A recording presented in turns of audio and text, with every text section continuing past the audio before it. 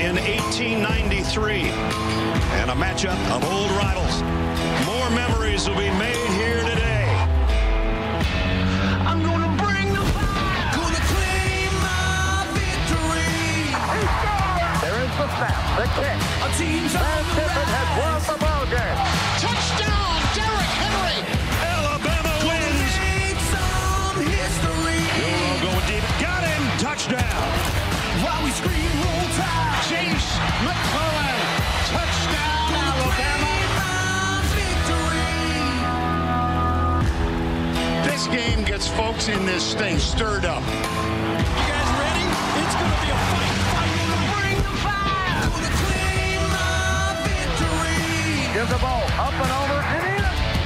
Stand tall with my people. Hudson Kirkin. Gonna make some history. Chris Davis. An answered prayer. While we scream, War Eagle. Jarquez Hunter. Take it to the house. Touchdown, Auburn. Gonna claim my victory. Auburn and Alabama. One more time. And one more time it is on CBS. As we bring you to the loveliest village on the plains, Auburn, Alabama. 88,000 on hand for the 88th edition of the Iron Bowl. The Home Depot SEC on CBS from Pat Dye Field and Jordan-Hare Stadium in Auburn. And the matchup so many times and so many thrills. The Crimson Tide of Alabama and the Tigers of Auburn.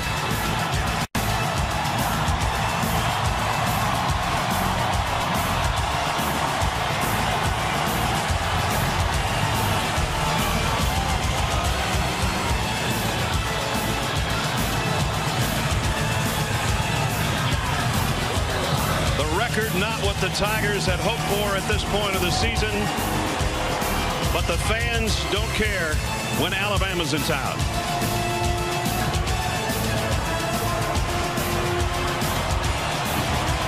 And Hugh Freeze and his quarterback Peyton Thorne will lead them out.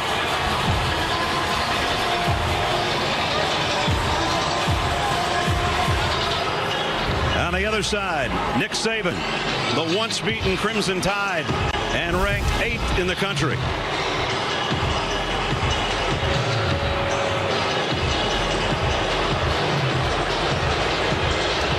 Let's turn them loose. Here come the Tigers.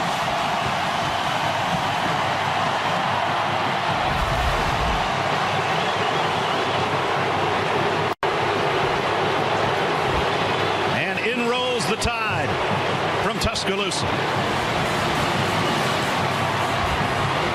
Welcome, everybody. I'm Brad Nessler. My partners are Gary Danielson and Jenny Dell. I think you've done 16 of these. I've done 7. Crazy things happen when these two teams get together, man. You bet, and I'm ready for another one. We've seen everything. I'm ready for what we had a couple years ago here. That was good enough. And that was good enough. And it's strange a way that these teams are so alike record-wise. The fact that Alabama's got Georgia in the SEC championship coming up next week. It's all set up.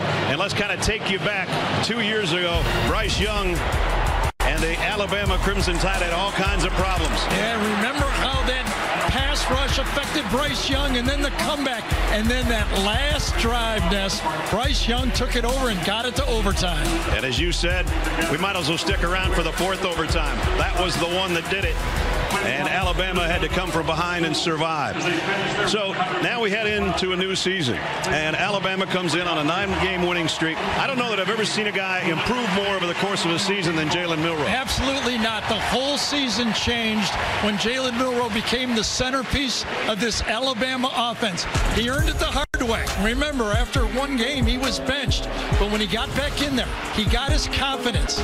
He became not only the running offense hub, the passing offense, but his personality. The team kind of looked to him to provide that energy on the field. It's his football team right now. With the way he's playing, how dangerous he is, let's talk about Auburn defensively. What do they have to do? Yeah, I think you can't allow Alabama to have two weapons against you. Yes, Jalen Milroe's good, but Auburn has to stop the run. And to do that, they're going to have to load the box. And I think the key players for Auburn are their two secondary players, the corners. Nehemiah Pritchard, DJ James, two of their best players. They're going to have to go man-to-man, load that box, and make it Jalen Milroe and see if he can beat him with a one-man show. You know, we think we know the mindset of the coaches because we get a chance to spend time with them on Friday. But coming off a disappointing loss, and I mean disappointing in New Mexico State last week, Auburn wasn't supposed to lose that. So, you know, what Hugh Freeze, what's he thinking about? Yeah, I think it started right at the beginning of the week. I think he looked at his team and said, if we're going to beat this Alabama team, we got to believe. You got to believe in yourself, your teammates. Believe that this place at home, we can win this game. If we don't believe, who's going to believe? And Nick Saban, on the other hand, 9 straight wins. They know they've got a date with Georgia and Atlanta next week. How about their mindset? I think it's back to the process for Nick. You've got to respect the game, respect your opponent, and all the work you go. You just can't show up today. The process has to be the key. Funny, talking about respect, two guys that respect each other, coaching against each other. With more on that is Jenny. Well, guys, we have a new Friendsgiving tradition between the head coaches, Nick Saban and Hugh Freeze, and it's called the Iron Bowl now. They haven't coached against each other in 6 years, but they've spent a lot of time together off the field. Now, Nick and his wife, Miss Terry, he has actually hosted Hugh Freeze and his wife, Jill, at their lake house. The coaches enjoy playing golf together. All that quality time has led to a deep-rooted friendship. Now, Freeze said when he was out of the game for 2 years, it was Coach Saban who was a pillar of support and one of his biggest encouragers. And despite the fact that Saban, he calls Saban the king and the gold standard, there is a hunger here to beat Alabama. Something Freeze has done twice while at Ole Miss. But guys, their friendship, it's being put aside today. Boy, for sure, very few people can say that they've ever beaten Nick Saban twice. The weather, the first time they played this game was in 1893. They played it in February. I think we got better weather today, actually. It's beautiful. It is perfect. Auburn won the toss, and they want the football. 88th meeting. Alabama with the lead by 12 in games. They've won 3 straight. And we're set on a beautiful day in Auburn. Will Reichard's got it teed up for the Tide. Brian Battie and Jarquez Hunter are back deep for the Tigers. One more time for the Iron Bowl. Here we go. And they're going to bring it out. You talk about gutsy, Brian Battie. And good return out to the 25. And that's where they're going to work. So electing to receive. They want the ball first, and they want Papa John's starting lineup, and they want their quarterback to play like he has over the course of the last month. Peyton Thorne, the transfer from Michigan State, had a nice string of games when they were on a 3-game winning streak.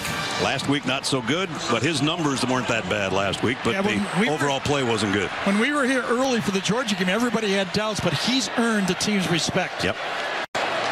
So first down from the 24. Fakes it to Hunter. Thorne wanted to sidearm it. Now just kind of shot puts it out there, incomplete. Yeah, I think it was Luke Deal was looking and thought Peyton Thorne was going to run at the last second.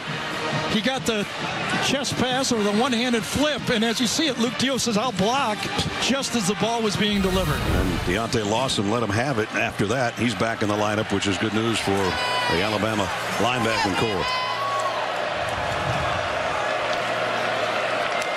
Hunter flushes out of the backfield. Thorne comes near side, completes. Tiptoeing out of bounds is Rivaldo Fairweather. Yeah, I think he was had his foot out of bounds when he caught it. He is their leading receiver in receptions, yards, and touchdowns. 3rd and long. Auburn will go fast. They do not want Alabama to substitute. And we got a whistle and a flag. Boy, 3 mistakes for Auburn on the first 3 plays. All start offense. Not all 11 players were set prior to the snap. 5-yard penalty. Remains 3rd down. First play, the quarterback's trying to pitch it. The tight end's trying to block. The next play, you complete a pass. Tight end's standing out of bounds, and then you try to go fast and get a 5-yard penalty. So now they're really behind the sticks. Third down and 15. And Alabama gets to substitute and bring those 2 edge rushers in. Empty backfield as Thorne's in trouble, trying to run out of it. And he throws at the last second. I think he might have been over the line of scrimmage. It's incomplete. And Luke Deal, the intended receiver. And Terrion Arnold is the guy that's down. Yeah, he was over by a good bit, wasn't he? I thought so, by at least a stride. Edge rushers get in the game, and you know what happened is they called him out of bounds before he threw it. Did he step out of bounds before he threw the ball? At any rate, not a good opening series, that's for sure. Because they just gave Auburn a 5-yard gain on the play. They're going to review this. The ruling of a pass behind the line is under video review. Timeout. Remember, it was 3rd and 15, and now they've got 4th and 10. And Gene Steratore is with us on, I thought he was way over the line. Yes, Gene? by 1.5 yards. Yeah, I'm agreeing with both of you guys. Now remember, a spot foul from where the ball released from the quarterback's hand. 5 yards from that spot, loss of downs. So in essence, probably a 9-yard net loss from where we were originally here, guys, right? So that's what they're looking at now. It means Oscar Chapman's going to be punting closer to his own goal line than he would have been. Yeah, it's going to be like, what, 4th and 20, 4th and 19? Is that what you're saying, Gene? Yeah, my view here, Gary, is it looks like it leaves his hand right about with the right foot at the 20-yard line. So if that back foot would be the spot of the foul, you'd go from the 20 back to the 15, loss of down. Be like about a 3rd and 19, as you said, yeah. 4th and 19. You lose it down, 4th and 19. Right. I would think it would be 4th and 20. Wouldn't you give the 5 yards from the previous spot of the play? Jason Autry will clear it up for us right here. We think. After video review, the passer threw the ball beyond the line of scrimmage. Therefore, illegal forward pass, offense number 1. The penalty is 5 yards from the spot of the foul with the loss of down. It'll be 4th down for Auburn from the 15-yard line. Gene had it. So he was 1 yard across, so 5 yards from there, 4th and 19. Either way, a terrible first series for Auburn. Yep. And remember, they won the toss and elected to take the ball. And there's Terrion Arnold going down weirdly on his right elbow and shoulder, defending that pass. So now Caleb Downs, a freshman, back deep as Chapman will punt from near his own goal line. Downs, let's see if he's going to feel that he's going to get out of the way. Well, that turned out well. He turned. Auburn, those are the ones as a coaching staff, you want your guy back there to catch those. That's a 10-yard loss. Well, remember, Kool-Aid McKinstry was pulled from that job last week. Downs was put in there in his stead.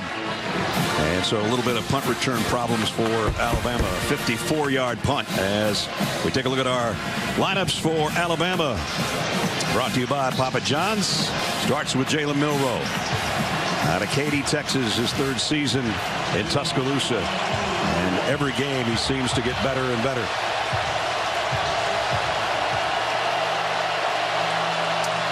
But this is his first start here in this atmosphere. First down from the 31. Jace McClellan blasts through a hole and picks up almost 12 on his first carry. So when Alabama made a commitment this year to become more balanced, that offensive line had to grow, and they are growing now, and they're gashing people in the running game. And they're going with tempo as well. Alabama, Milroe to the sideline. Burton makes the catch, and he's close to another first down. Here's the rest of the group. We mentioned Jace McClellan closing in on an 800-yard season so far. And Hugh Freeze told us yesterday, it doesn't matter what you do with Jalen Milroe. If you don't stop that guy, you're going to have a long day. I agree with that. So back-to-back first downs, and Alabama already in Auburn territory. McClellan bounced off his own man and picks up about 5 against the Auburn defense. Auburn defensively, Marcus Harris on the inside trying to plug holes in there, and he's their leading sack man as well with 6 on the season. One of the seniors introduced today at Auburn on Senior Day. I thought J.C. Latham might have had a late hit on that play. Let's see if he gets called. They're discussing it. After the play, personal foul, late hit for unnecessary roughness, offense number 65. 15-yard penalty from the end of the play. It remains second down. Good call, partner. You know who I think saw it first, even before me, at the crowd. They reacted, so I started looking around what's going on. But watch, number 65 at the end of the play, left side, engages, and then one more hit just outside. Both hands kind of shoved him. So that's the only thing that stopped Alabama on this march so far. Backs them up on their side of midfield. And on the end around, only about a 2-yard gain for Kendrick Law. And now the Auburn defense fired up. This Auburn defense was kept off balance by New Mexico State last week, where they just went slow. Their quarterback ran around. They never really got into the fight.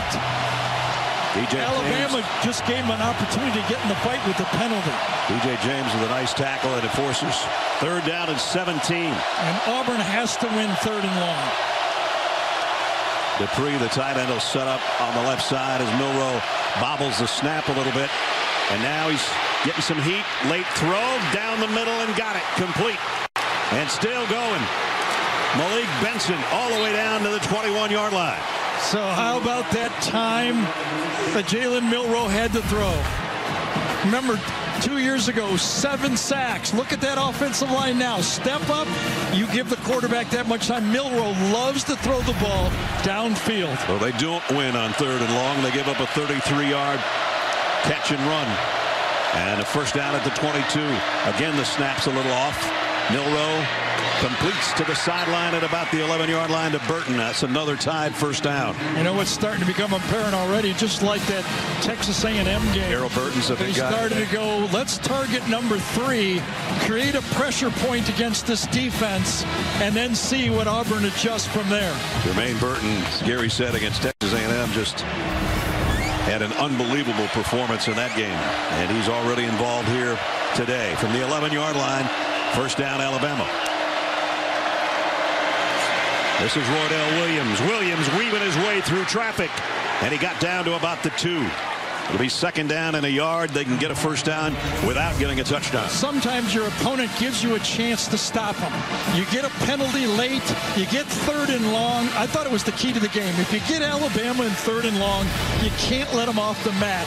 They're too powerful when they start making these 1st downs. And that's what you like to see when you're trying to win ball games.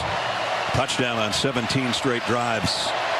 They're at the 2-yard line with a 2nd down and 1. 2 tight end set.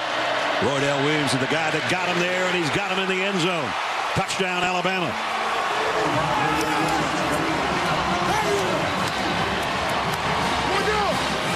We've been watching Alabama play football for 3-4 years with that finesse passing offense with Bryce Young.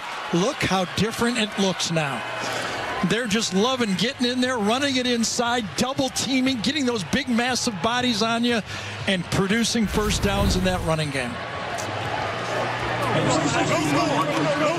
Will Reichert will come in for the point after.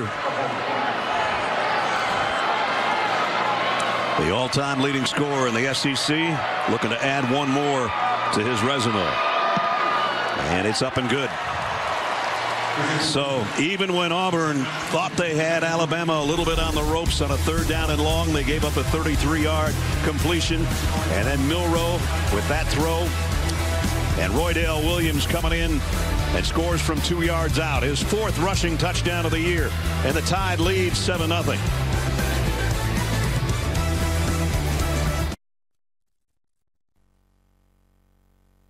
Want to see where your team stands? Just tell Siri. Show me the college football rankings. Alabama, the 8th ranked team in the country, and one of the top kickers in the country, as Will Reichert has just moved into a tie for 2nd on the all-time career points list with Kenneth Dixon The running back, and only one guy in front of him. And if Will gets 9 or 10 points today, he'll be the man that everybody will be chasing in that category. Had a great career at Alabama. That's for sure.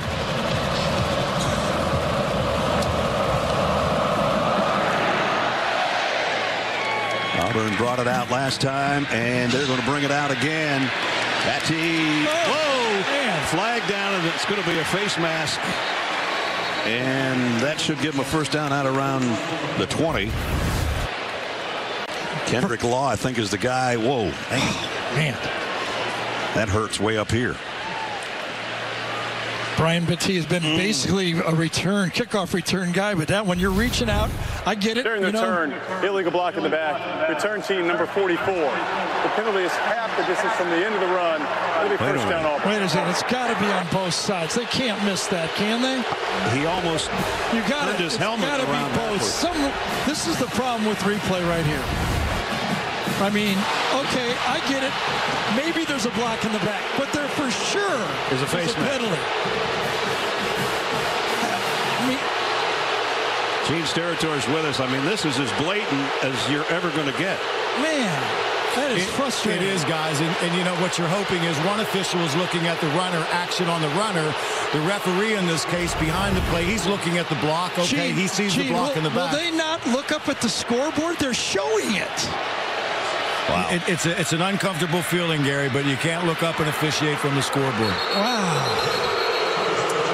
That's the worst non-call I've seen this year. I mean, we've seen face masks where the hand rubs across the face mask. You can get it, but you know, you'd have to not understand football not to see this. Wow. And Hugh Freeze obviously is thinking the same thing, and so are 88,000 fans in here, but at any rate, that's Auburn at the 8-yard line, second down and 6. I don't get it. And no gain on that play. Well, and if you're Auburn right now, you just have to look forward. You're just going to have to forget that. The crowd won't, obviously, but you're just going to have to put your head down and say, we got a bad break. Well, let's try to figure out a way to get a first down. Let's not add to it by making big mistakes here ourselves. The people that aren't booing are in total shock. Yes. Some people are noisy and some are just going, are you kidding me? Meanwhile, it's third down and 4. Auburn has not been a good third down team this year, around 34%. Well, the only thing is Auburn, you've got to figure the officials are going to give you one here, a close one pretty soon. Peyton Thorne looking to throw near his own goal line. Too far in front of Jarquez Hunter. When you're throwing to running backs, you've got to put it on them. They just have trouble, you know, with those receiver catches that they make look good. You got to get it into the body. Open, would have had an opportunity to turn up. Ball was it tipped? I couldn't see it. Looked like a spiral all the way. So now Chapman's going to be kicking in his own end zone this time. Yeah, that was an inaccurate ball. So far, this Auburn offense getting a bad break, I get it, but they've been hurting themselves. Caleb Downs again is on the other end. He didn't catch the last punt. Let's see what he does with this one. This one he fields cleanly at the 49-yard line. So great field position, and I don't blame the fans here at Jordan-Hare Stadium, and I don't blame Hugh Freeze. Boy, you missed some calls, but that's not a call to miss. Alabama a 7-0 lead here in the first quarter. Take you back to that kick return a couple moments ago, and a call that was not made, a blatant face mask. And then Hugh Freeze went after Chad Green, the head linesman, who did a really good job of ignoring him. Yeah, I got to think you might have gone after him harder than that, though, with the way you were. Don't you think? I'm upset. I just told you during the break I got to get over this. Settle down. So Alabama, great field position, starting in Auburn territory. Jason McClellan, nice play there, no gain. As Keontae Scott, who's been having a nice season, in on the tackle. That's what you have to do. I really believe those corners for Auburn, you have to get up, take man-to-man, take some gambles, and get that box. Either whether you're loading in with your safeties or blitzing with your linebackers, you must stop the tailback first. Empty backfield for Jalen Milroe on second down and 9. To scan the field. Now running out of time, and he will run with it and get what he can and tiptoe out of bounds. It'll be short of the first down. So nice coverage there. Here's what happens. Everybody does their job here. Nobody open. And Marcus Harris, number 50, has a shot on him, okay? But he's got a better athlete right there, and he's tough to tackle. Yep. Another big play. That's what he's been doing the last 6-7 games, the defense. And now he makes the third down a manageable one. Third down and 3. Alabama converts on half their third downs this year. Also like the way that Alabama's been using Kendrick Law lately, bringing him in, partial wide receiver, partial running back. He's in the game now.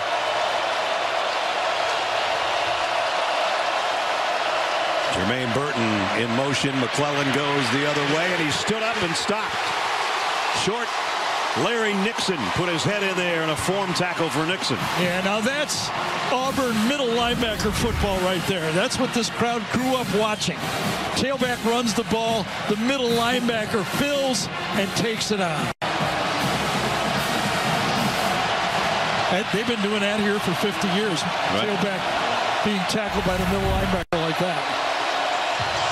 And now it's 4th and a long one for Alabama. They'll go for it. They haven't gone much this year. Only 1 conversion on 2 attempts. And they're going. And here comes the guy Gary was talking about. Kendrick Law will take it to the house. Remember when I told you they were going to get a call? They're going to come right here. Right here. It's going to negate a touchdown run of 40 yards. I'm not saying it's not a penalty, but you knew you were going to get one back.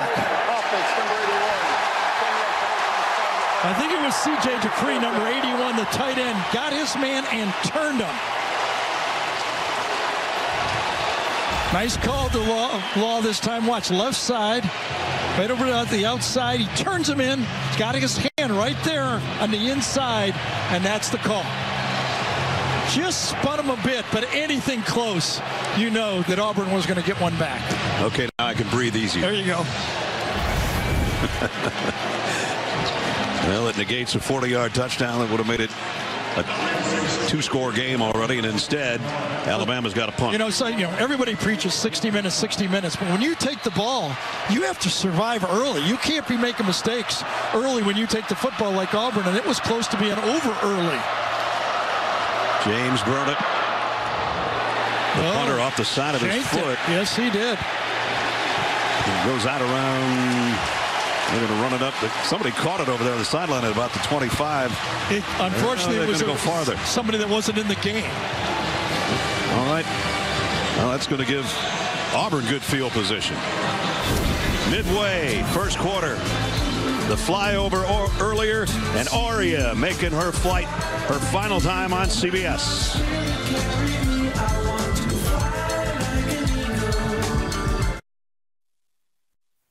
Auburn won the toss and elected to receive, and this was their opening 3 plays, Gary. Yeah, everybody was jacked up, ready to go. They take the ball, and boy, 0 for 3, mistakes all around. They get a penalty, illegal procedure, and then the quarterback goes across the line of scrimmage.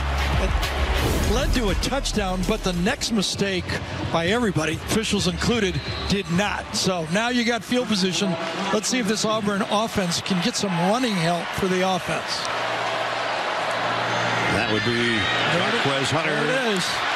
And he's going to go for more than 10. That's what they needed to get going. Terrion Arnold, who was shaken up earlier, made the tackle. I really believe that this Auburn passing offense is not good enough without help from that tailback. Last week against New Mexico State, he only had 8 touches for 27 yards. I think he needs 18 touches in this game. He had 2 touchdowns last year against Alabama, 1 on the ground and 1 in the air. And here he goes again. GWES Hunter. Blockers in front. He's got it all the way to the 15-yard line. Dallas Turner saved a touchdown. He did, but it'll go quick. Auburn will go fast now. That's Hugh Freeze's trademark. Good job inside out. Good block that time by Luke Teal coming across. A 42-yard pickup. And Auburn in the red zone.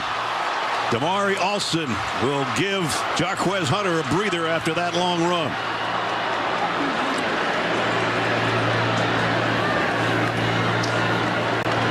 And he'll get the carry. And he's got a big game. 8 or 9. before Jalen Key makes a stop. Again, keep that Alabama defense on the field. Go fast. And they will on second down and a long yard, and now it's going to be first and goal.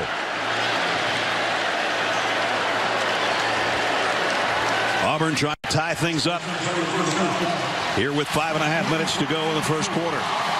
Again, Alabama cannot get in their goal line defense. The same players that were running the last 4 plays are in there, and they got to be winded.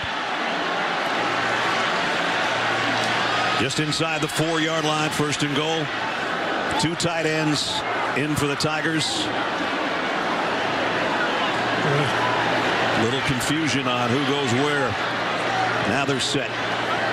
And it's Alston in the backfield with the ball. Plowing ahead and into the end zone. Touchdown, Tigers.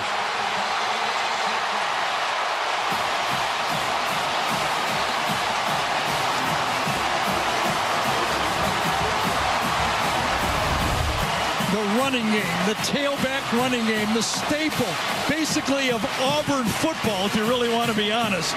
And that's what led to that football drive. They needed it, and that offensive line and those tailbacks made it happen. How fast from 14-0 to 7-7 did that happen? I guess. Alex McPherson in for the point after to try to tie things up at the 5-minute mark.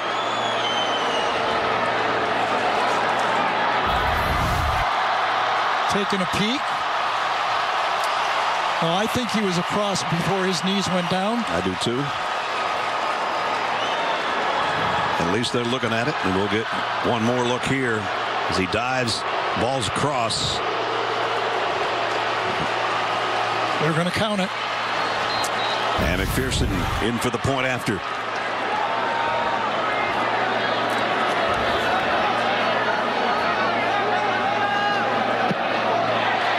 Into the game, a tie game.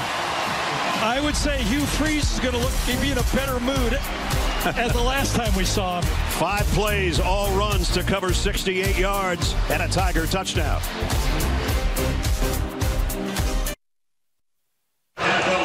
Tie game, and now it's time for Do Project Smarter. And today we celebrate the Home Depot CBS Sports partnership in the SEC.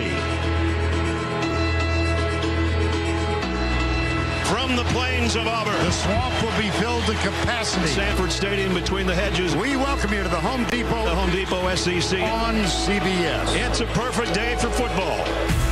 For nearly a quarter of a century, the Home Depot and CBS proudly delivered the SEC to a national TV audience. We danced on Rocky Top, swayed with the 12th man, and survived a sandstorm. We watched the tide roll, the swamp rise, and soared to new heights with an answered prayer. Davis gets a block. Touchdown, Auburn. An answered prayer. There were dogs and cats and tigers too, but most of all, there are the cherished memories. Great players who struck a chord in our hearts, and the coaches whose actions spoke louder than words. The enduring images that brought us smiles and tears. So for all those doers who joined us on Saturday afternoons, we celebrate 24 years together with this simple, heartfelt message. Thank you. And thank you, Home Depot. All the faces, the places, the coaches, the players, the wins, the losses, highs and lows. We've seen it all, man. And sure on top of that, the fans who watched every week. Absolutely, and that's really the key to me to this conference. The fans demand excellence from everybody involved. You and I included in that. The coaches, the players, the coordinators. Everybody. You got to show up and you got to produce. We'll miss Aria and we'll miss Ugga and all the mascots as well, and the bands and the pageantry of the SEC. Well, Gary said the ground game's got to get going. Here we go. And let's, again, look at that run. Inside, good double team. Good job by Stutz, number 64, helping on the nose and going to the linebacker. That cut it up. Downfield, blocking on a big run. And then the Hugh Freeze. Go fast, go fast, go fast. Bring in the backup tailback and tie this game up. First 2 drives, nothing. Last drive, 5 plays, all runs, 68 yards and a touchdown. So now Jalen Milroe and company come out. They thought they were going to have a 14-0 lead before that holding penalty. It looks like Auburn was offsides on the kickoff, so they added it to the touchback. So they'll work from the 30. 5 minutes to go, first quarter. Milroe, again, a lot of time and running out of it now, and throws on the run, and he threw a strike. Wow. And he got it to Isaiah Bond. So early, again, no one open. Handled expertly by the secondary, but Milroe breaks the pocket, and all of a sudden somebody pops open.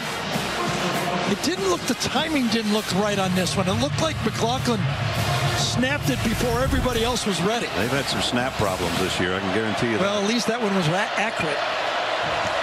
Not that Jalen was ready for it, but he's ready for that one. And he's got it to Burton. Oh, nice move by Burton for an extra 5 yards. It's going to be almost impossible to play off of Burton and play man-to-man. He's just too crafty.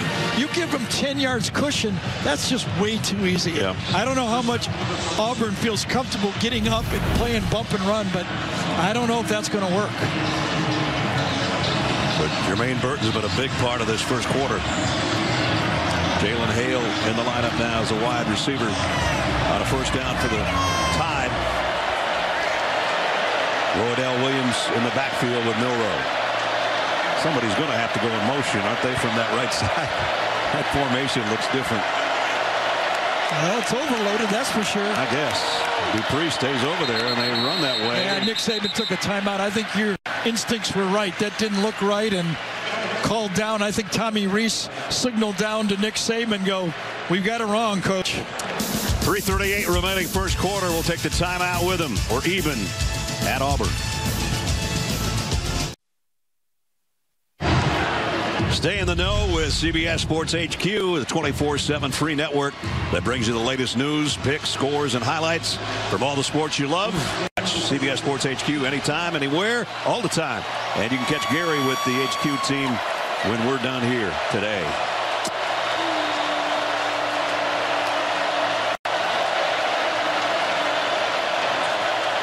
Alabama from the Auburn 36. Play fake and a short throw. And a pickup of 3 or 4 for Kendrick Law. It's amazing how much he's become more and more involved as the season's gone along. Isn't that Deebo Samuel spot? Yep. The stuff that Jalen Milroe has done. You take away Jaden Daniels and you go, these two guys are. Yeah, but I mean, Jaden Daniels, we knew what he was coming into this year. This has been the surprise of the conference. Well, maybe Missouri and Cody Schrader might be the surprise. That's a good one, too. Already 130 yards of offense for the Tide. Oh, nice read. On 2nd and 7, stretching it out and fighting for that first down. Not quite there, though, for Jam Miller. It's going to bring up 3rd down and short. Yeah, I think that, it was a positive play, but I think for this Auburn defense, when you can stretch it out like that, he doesn't get a chance to turn up. You got to take that. So Alabama's already used 3 of their tailbacks. And they got a 3rd and 1 coming up.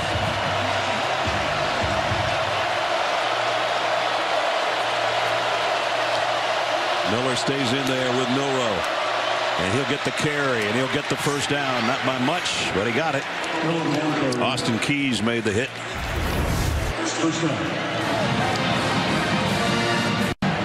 When you talk to the Auburn coaches about the Alabama offense and Jalen Milroe, he says that one of the keys that got him going is they don't read as much as they used to. Not as many reads on the running game, allowing it's either called a give or a keep, taking some of the pressure off the quarterback and making decisions. First down at the 25. The RPO, Milroe backpedals and Now he's just going to throw it over the Auburn sideline. I don't know if he got that across the line of scrimmage. I don't think he did. But remember, that line passes all the way out. It doesn't stop at the out-of-bounds line. It continues to go into infinity. So Mayfield would have kept going. The box, the ball went beyond the line of scrimmage extended. Therefore, it's an incomplete pass. Second down. So even though it didn't pass in the field, that line keeps going. See, it was stopped by an Auburn player. The ball would have kept going. He gets the benefit of the doubt. Jalen Milroe, 7 out of 8 for 94 yards so far. Isaiah Bond in motion. They'll keep it on the ground. Chase McClellan inside the 20 to the 18. This Alabama offensive line, we talk about all the growth at all the different positions. The Alabama line, when we talked to Nick Saban, I said, Coach, what part of the offensive line has come out, part of your team has come on the most? And he goes, I got to say our offensive line. Yeah, they've got a freshman left tackle that they've been worrying about, but he's growing up and he's not really a freshman anymore. 3rd and 3 all day for Milroe in the Alabama backfield. Now he'll take off. And he's got the first down and slides down around the 12. So we were talking about Caden Proctor, but watch him now at left tackle. Again, early in the year, struggling. True freshman. Watch him on this play. Starting to get the hang of it, isn't he? Yep. Big-time recruit, plays early, plays left tackle, and pushes his man right around. And that gave Jalen Milroe an open field in front of him to pick up the first down easily.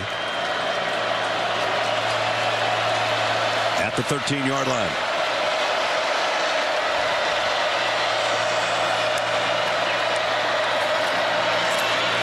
They'll run it here. McClellan, little high step and a stiff arm. That is really nice. That play was designed to go to the right side of the offensive line.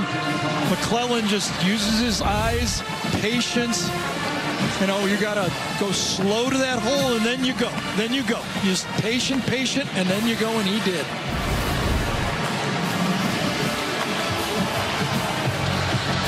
Got it down inside the 9-yard line where it's 2nd down at 5, and we'll switch ends as we played 15. First quarter of the 88th Iron Bowl. Little Iron Man music to cap us off. Quarter number 1, 7-7.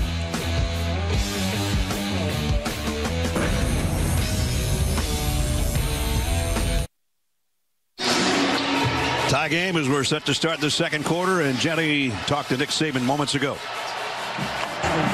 Coach, how do you shut down their run game? Well, you know, we just misfit 2 runs in a row, and they were both big plays, so we got to do a better job. Backer didn't get over the top on either one of them. But, you know, I mean, the penalty on the touchdown changed the momentum of the game. Didn't need a good punt. So, you know, we just got to keep playing the next play and keep playing for 60 minutes. Thank you, Coach. Thank you. Here's the next play, and it's Jalen Milroe, and he's going to lose about 1.5 yards. Yeah, that was taken on really well that time by that Auburn defense. They defeated those blocks. They kept one arm to the outside open. Watch them take it on with their inside arm and bounce it out. Beautiful job inside out by that defense that time. And now 3rd and long.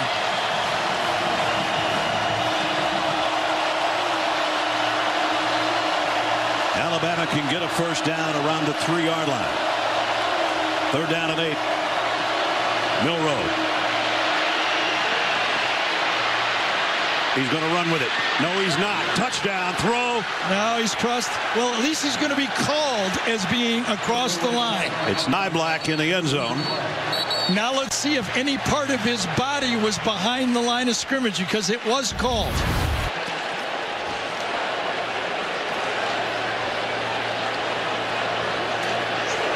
Oh, he's well past the line of scrimmage. Yep, by like 2 yards. That's the second time we've had one of those, one for each team. Here's the call. You'd have to have a big body to be behind that one. Illegal forward pass, offense, number 4. The penalty is 5 yards from the spot of the foul with the loss of down. 4th down.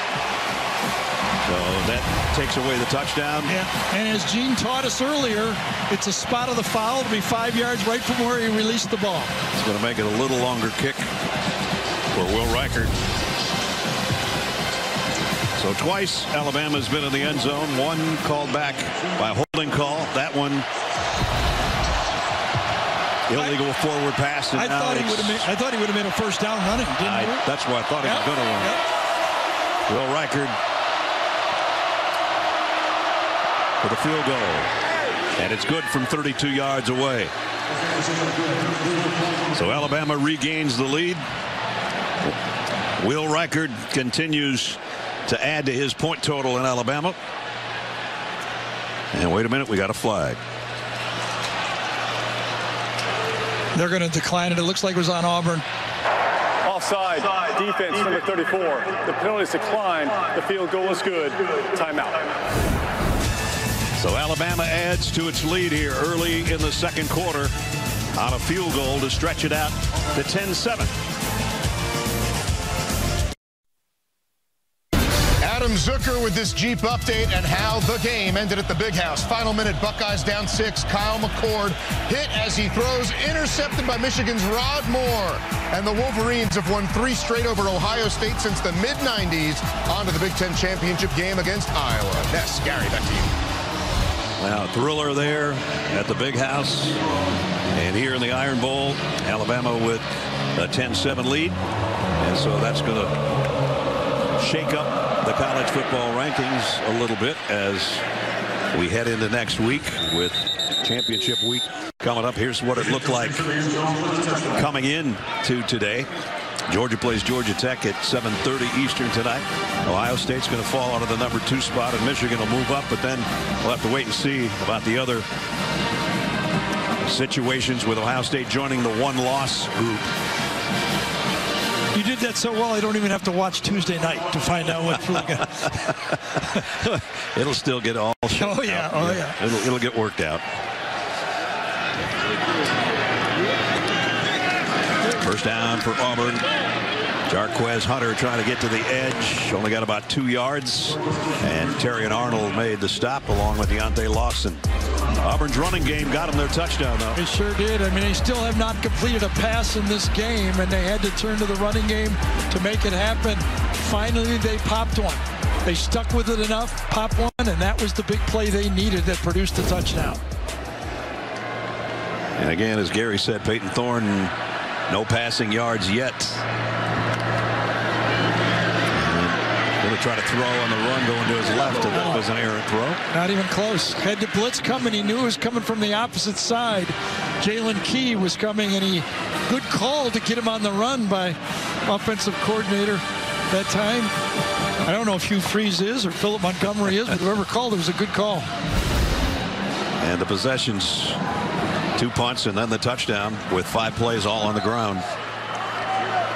2 tight ends, 2 wide receivers in the lineup right now for Auburn.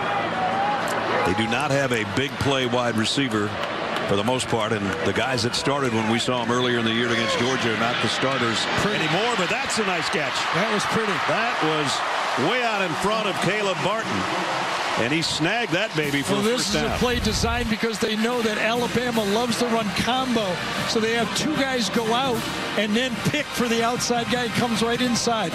We talked to Hugh Freeze. He said, I've got some pass routes that will give this Nick defense problems. It's only the 11th catch by Barton, but it was a dandy. Picked up 16 yards. They needed that. 1 big run, 1 big pass now. They fake it to Hunter. Peyton Thorne's going to run this all the way. He's got good wheels, and he'll go out of bounds after about a 5-yard gain. That's the exact play that Peyton went, 80 yards against Georgia to start the game. That's a little bit of the confidence that this Auburn team, despite what happened last week, they're go, hey, we looked around, we played, Georgia as good as anybody. We know Alabama's good, but we know Georgia's good. Yep. We hung with them, we can hang with these guys.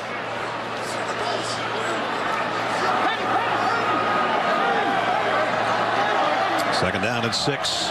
They stay with a 2 tight end offense.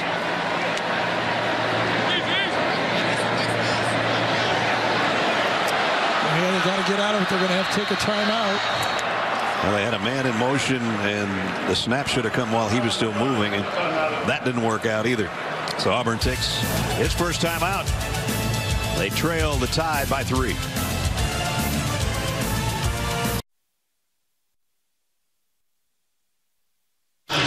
it's time for our reliable connection presented by T-Mobile 5G home internet. We check in with Jenny. Well, Alabama and Auburn connected at the Carrie and Gary Challenge to defeat ALS with Kerry Good and Gary Godfrey on hand. They competed on Friday at 3 local Auburn businesses.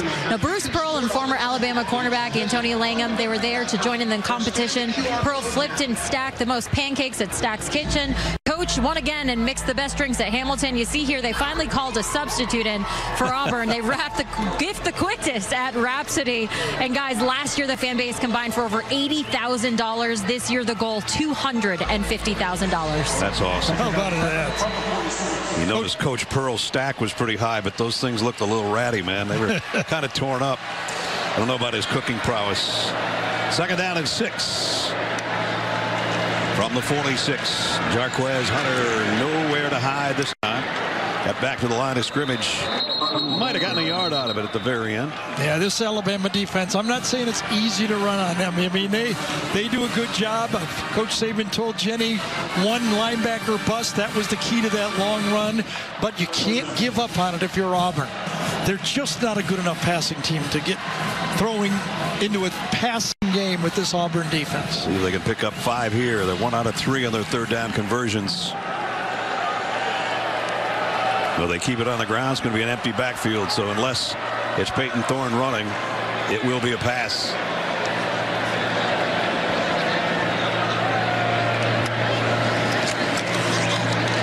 The slant, and it's 1st down. Good catch. Well, it's close to a 1st down. I don't know if did he get it?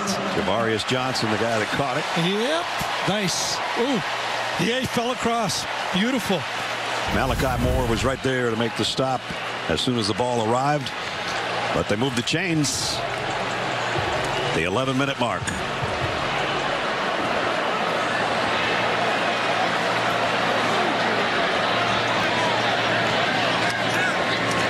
From the 48 of Alabama, GWES Hunter, a little stutter step. Now he turns it up. Good run. In a seesaw season for Auburn. They're 6-5 coming into this one. Started 3-0. They lost their next 4. Then they won 3 straight, and everything seemed to be going good. Yeah. And then they paid New Mexico State $1.8 million to come in here and got clobbered on their home field. You talk about looking ahead, huh? Oh, boy. Knowing the Iron Bowl was today.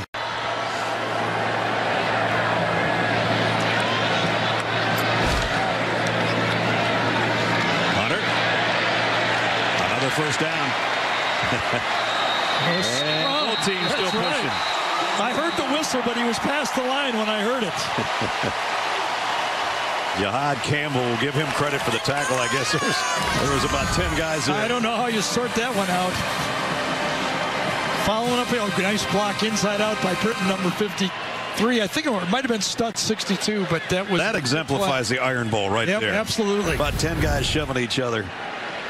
Damari Alston will come in and give GWES a breather. He gets the carry and a loss. Dallas Turner all over that. So last time, Justin Eboigbe was out there playing defensive end, and they got around him. This time, the quicker Turner is in that spot, and you don't get around Turner. No. One of the finalists for the Lott Trophy. Dallas Turner. Long line of great outside edge type linebackers like Will Anderson, who's already a star in Houston in the NFL. How quiet has it been for McKinstry and Arnold? They really haven't had to do anything in the game. And Thorne's going down. Dallas Turner's in the mix again. And so is Eboigbe. Eboigbe comes around one end, and Dallas Turner cleans it up. Eboigbe with that power rush from the right side of the quarterback. Watch him just overrun and get inside, a nice twist, and just cleans it up. Actually, inside out, it was Damon Payne that really caused the quarterback problems, wasn't it? That's Justin's 6th sack of the year from the inside. And that's 3rd down at 20. This one Auburn thought they had something working. Dallas Turner and Justin Eboigbe with big plays defensively for the Tide. They'll play it safe, keep it on the ground, and maybe get 3 yards out of this. It'll bring up 4th down at about 17. Yeah, that's one of those ones where you're just going to concede and try to punt the ball down there.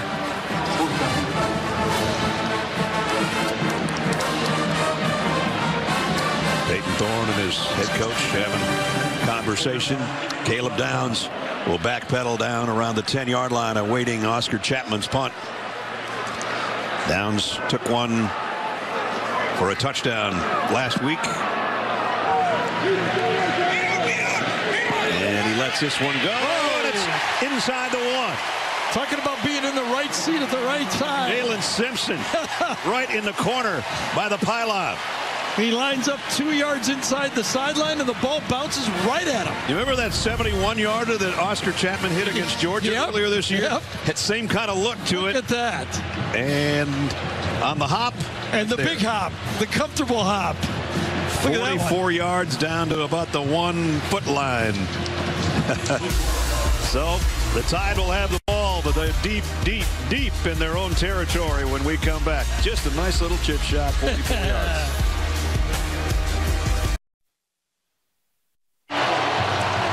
Welcome back to Good Burger, home of the Good Burger. Keenan Thompson and Kel Mitchell return as Dex and Ed in an all-new adventure in Good Burger 2. Stream the new movie now exclusively on Paramount+.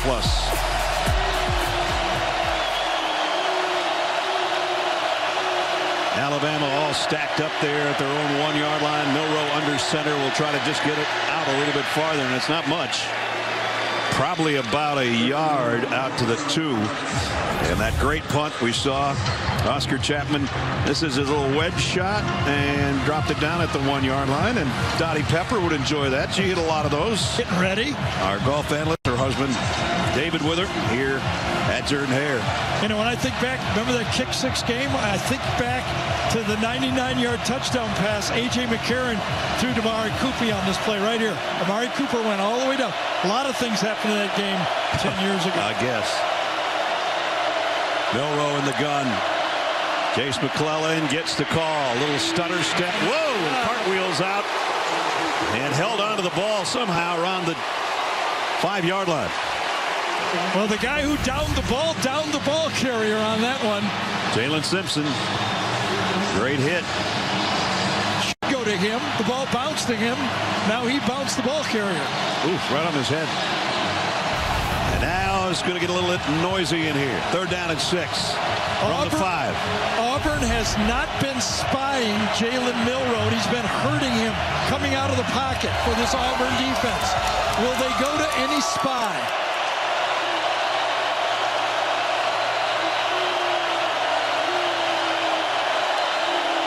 Milroe in his own end zone, has to get rid of it in a hurry, and does, and got it out complete, but it's not going to be a first down. Oh, maybe it is. No, I don't think. Oh, look at the spot, though. Short. I thought for sure on that one, Nyblack would turn up and make the first down, but he paused just for a second. I thought ball was behind him. I thought he just would have run right over that defender. Now watch the spot come out. Oh, they're moving the chains. That's what I'm telling you. I know. Look over the linesman, and you can tell. I think because they're going to review this thing. They'll have to, right? Yep. Well, maybe not. Jalen McLeod is a guy that was shaken up on the play, and he was involved in the tackle. Well, I think if you're right now, if you're 5-4-8. I think if you're Hugh Freeze, you're asking, is this going to be reviewed? Because if not, I have to challenge this. Gene Steratore is with us as well. I thought he was a half-yard shot. I don't think the ball got to the 11-yard line. The ruling of a first down is under video review. Timeout. All right. Well, that's all we needed to take a look at it.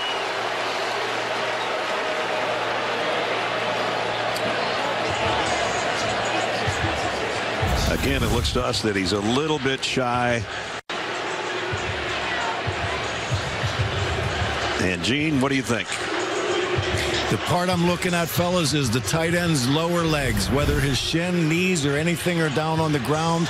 The angles that I've looked at appear to me that the tight end is laying on top of an Auburn player's body. So he's really not down by contact until he's reaching for that line to gain. And from one angle that I have, and again, I'm working off of the yellow line, it appears that the front nose of that football may have just touched the 11-yard line. As we watch here, you can see him reversing out as he's falling. No lower body part below the knee or leg is hitting the ground. He's laying on the Auburn player. Then the left elbow hits. On the field stands. The runner made the 11-yard line. I didn't get a definitive look at it for me. I didn't see anything definitive. I would just say it stands because they don't have. Where's the football? Well, as Gene said, if the call is going to be that he touched the line, you got to go with it. So it's a first down at the 11. Remember, they had to work from their own 1-yard line after that punt was down. So now they have some room to work. That's a huge first down.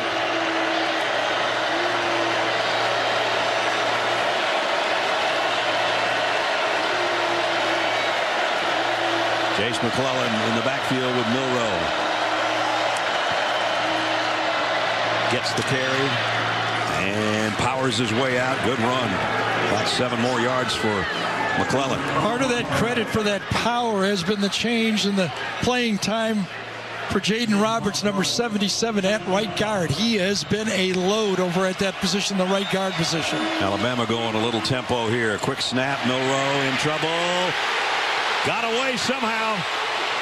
And this is what he does. Jalen Milroe. First down and out of the 25. Well, Elijah McAllister, we thought up here that he had him. McAllister's turning around and saying, did I not get held on that play? Whatever, as Ness called it, if you don't get your arms around Jalen Milroe, he's going to get away. Just got one hand and then a second slippery hand. And first down again. 3 wideouts here. Alabama hasn't gone deep yet, and the running game's been working, so they're going to keep working it. Well, it was Caden Proctor, number 74, that has it at the top of the screen up here. Do you see a hold? He has his hands, what they call inside his body.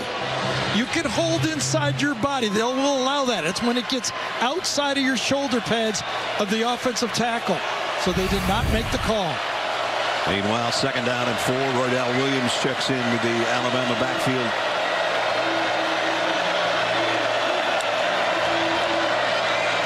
Milroe pumps one way, comes back to the middle, and was it trapped by Isaiah Bond? It was incomplete.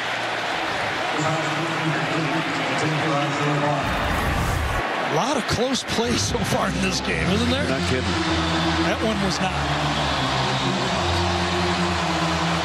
You see the turf come up before he gathered it.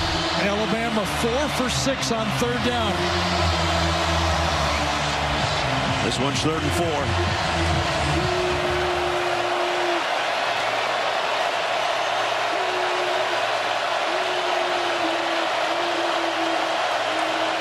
Actually, almost 5 on 3rd down. Milroe. Far sideline, knocked away beautifully over there on the corner by Nehemiah Pritchett. One of the guys Gary said in the open has to play well, and that's as good as you can play it. Well, that time Ron Roberts, defensive coordinator, did have a spy on. Right here is the spy player. He takes the block away from Tyler Booker, the left guard, but he's ready for the run. Good job on the long throw. Pritchard comes through. The 2 corners have to be a factor in this game. So that'll force a James Burnett punt.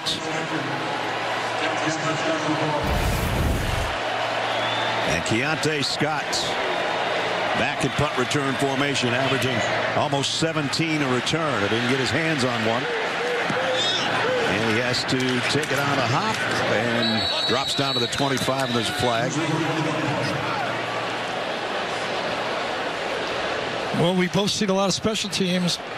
Usually it's a push in the back right here, right? Yep.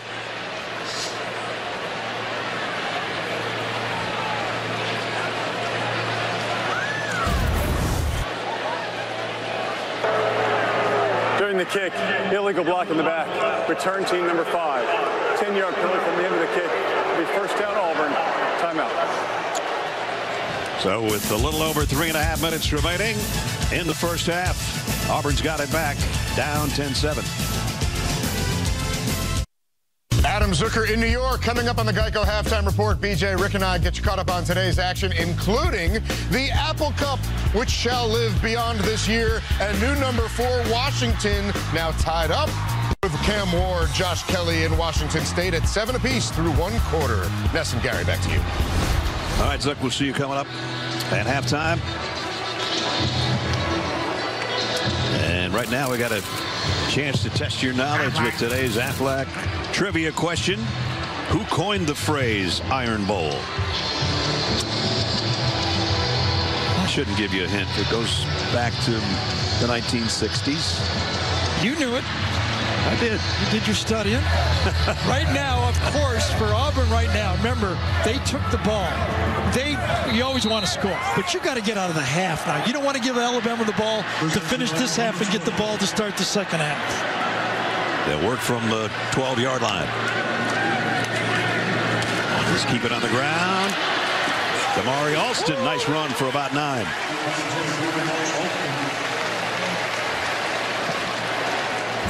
Watch Cam Stutz, right guard, come across and take on Turner right here.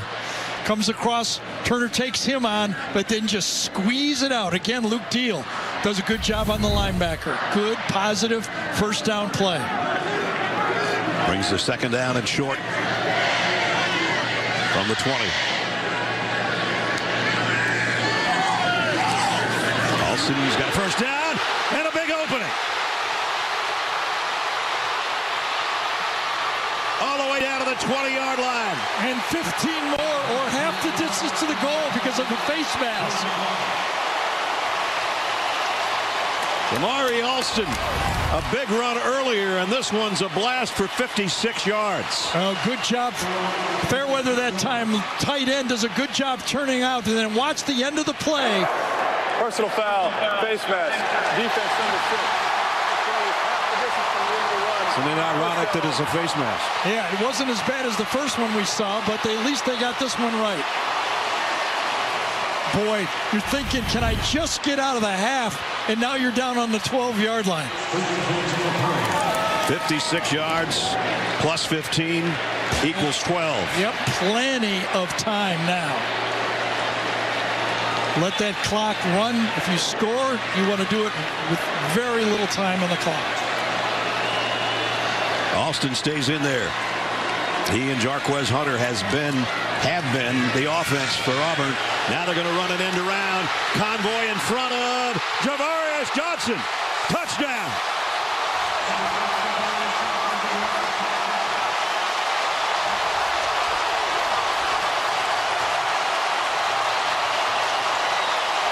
I'll tell you, Luke Deal, number 86, is having himself a first half. Watch him come around on this play. Pitching it out, getting outside, finishes off the play, gets help from Wade, number 52, and they go into the end zone. And from our pylon cam, there's the landing and the touchdown for Johnson. The point after. McPherson's up and good. I knew that we wanted Auburn, I did, to run the ball. But on both scoring drives, not one pass. 5 plays for a touchdown, now 3 plays for a touchdown. No passing yards. Capping an 88-yard drive in just 3 plays. Touchdown Tigers. Freeze going. Javarius, I dialed that one up just for you. Your first carry of the year is a go-ahead touchdown in the Iron Bowl. 3 plays. The pride of that Alabama defense hurting now with that drive. Kendrick Law is going to run this kick back. Not going to make it to the 20-yard line. And it's a fired-up crowd now and a fired-up Auburn Tiger team. Well, we asked you the Aflac trivia question a couple of minutes ago. We didn't give you a lot of time to think about it. The phrase Iron Bowl, Shug Jordan, the stadium's named after, came up with that in 1964. Somebody said, Coach, what about bowl games this year? See, we've got our own bowl game in Birmingham. We have it every year. It's the Iron Bowl. And now Jordan-Hare Stadium lit up with their Tigers up by 4. From the 19-yard line. Niblack the motion man. It's Jace McClellan on the carry. And good run by Jace. About 5 yards before Auburn can drag him down. Justin Rogers finally did as we're approaching 2 minutes. And again, Alabama will go without a huddle. Milroe. Short across the middle. Good enough for the first down to McClellan. And they'll move the sticks. Just under 2 minutes, so it'll stop until they set the chains, and then they'll start it. Patience early in a 2-minute drive. 2 timeouts. Be patient early. We haven't seen Jalen Milroe air one out yet today, Gary. Now he does. And he's got Jermaine Burton. Burton, touchdown, Alabama. The only question I have is what was going on defense, and did he step out of bounds? 68 yards on the touchdown reception for Jermaine Burton. Because nobody covered him. DJ James lets run right by him. Watch this down here. Lets Jermaine Burton run right by him. No safety deep. Just lets him go as if he thought he had help. What an answer for Alabama. Well, that quieted the crowd. Will Reichert it in for the point after. They try to put Alabama back up in front by a field goal, and he does with the extra point is good. So you go it in 3 plays, I'll match you. We'll do it in 3 plays. 3 plays, 81 yards. The biggest chunk to number 3, 68 yards for the touchdown.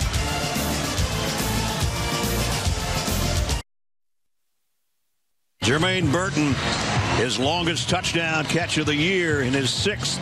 Make that 7th touchdown catch, good for 68 yards in the score.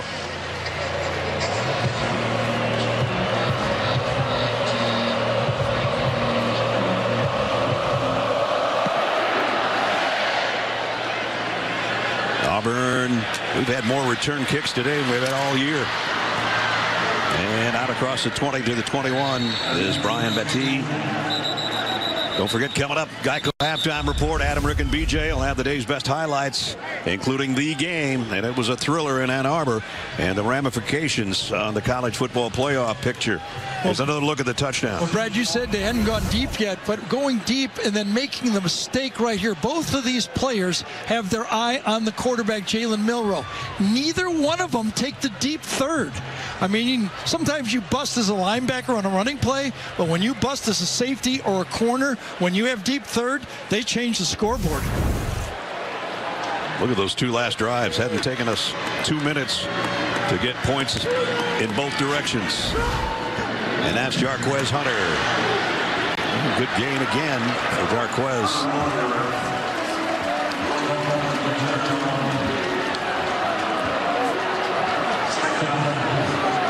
Auburn trying to go in a hurry here. They only have 2 timeouts left and 1:10 to go in the half.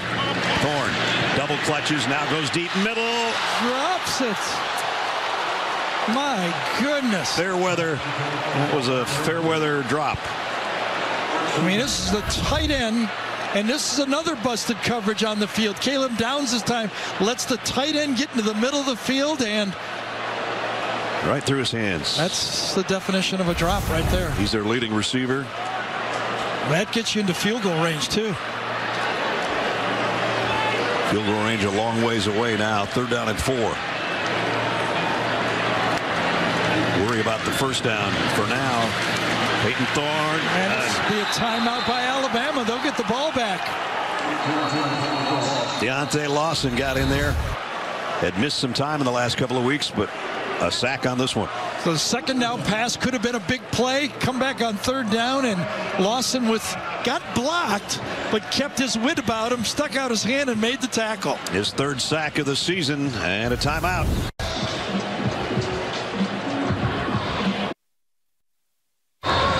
(17-14) Alabama.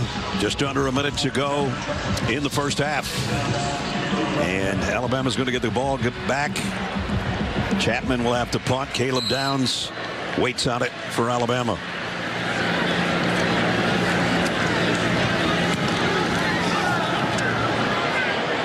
Downs waits on it. And nice play. Nice play and holding on. Big special teams play there. Anthony with the tackle. Really good punt. The gunner gets down there, times it out, and he won't let go. Tomorrow, it's an NFL on CBS doubleheader. Early games include an NFC North showdown between the Steelers and the Bengals. That should be an AFC North showdown, excuse me. Jaguars take on the Texans. Later, it's an outstanding one. Philly and the Bills get together. It all starts at noon Eastern with the NFL Today. Tomorrow, NFL's on CBS and streaming on Paramount+. Tight end, 4 wide receivers in the game. Alabama gets the second half kickoff. Don't forget, they just regained the lead on that long touchdown. Milroe in trouble. Gets away momentarily and now throws it away. Austin Keys was giving chase. The last 11 Iron Bowls. And Auburn a 3-2 lead and a +3 scoring margin. Amazing. It's a Bo Nix sighting right there, the different uniform. We're so happy for Bo. He's a great guy. Who knows, maybe win the Heisman. But he did his time here before heading out west. And they're happy to have him with Oregon's Ducks.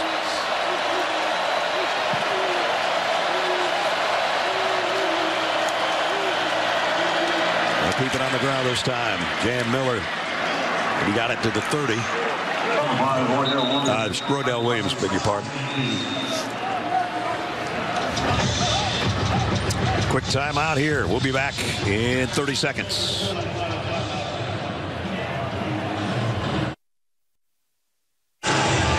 CBS Tuesday head down under for NCIS Sydney. These two teams of highly trained misfits will come together to defuse naval crimes in the most contested patch of ocean on the planet. NCIS Sydney, new series Tuesday 8, 7 Central on CBS. Third down at 5 for Alabama. Need about 37 yards for a 50-yarder. Isaiah Bond in motion across the field for the Tide. Jalen Milroe again running for his life and gets what he can. Knocked out of bounds right behind Nick Saban. Nice sidestep by Coach Saban there. Yeah, and this time the safeties were in the right spot and everybody had their coverage responsibilities. Don't let anybody get behind you, number one, and then make Jalen Milroe find somebody.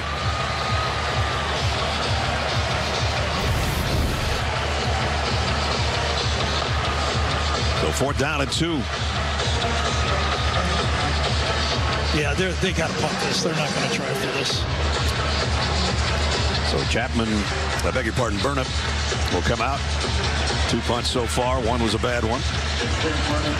And Keontae Scott waits back for the Tigers around the 25-yard line. Delay a game. They just... It was like the back judge finally saw it. I thought it was like 2 seconds after it came through. Team, 5-yard penalty, remains 4th down. I don't think they're going to mind that because that one came off the side of Burnip's foot again. It wasn't looking that pretty. He knows it too. So he'll get another chance from a little farther back.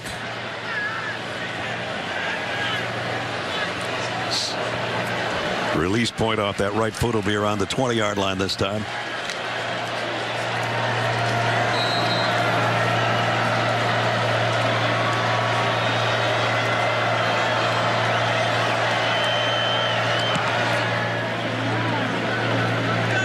One's better. Their catch taken around the 30-yard line by Scott. 17 seconds for Auburn and 2 timeouts, trailing by 3 points. As we take a look at Dr. Pepper SEC standings, Alabama's already clinched the West, trying to go to 11-1 and 8-0 in conference play, with a date with the Georgia Bulldogs next Saturday The Dogs and the Tide again. We'll have it at it one more time for the SEC championship. Yeah, and Alabama, even if they win, they need this game badly, because even if they beat Georgia with 2 losses, they would be in real trouble. Yep. Especially with that Texas team looming right there. And Texas having been the only blemish on Coach Saban's Tide's record this year. So Peyton Thorne is going to run it here. And gets a great gain. It's going to look good in the stats unless he gets hurt down there. Take a timeout. They've got 2. They got it almost to midfield.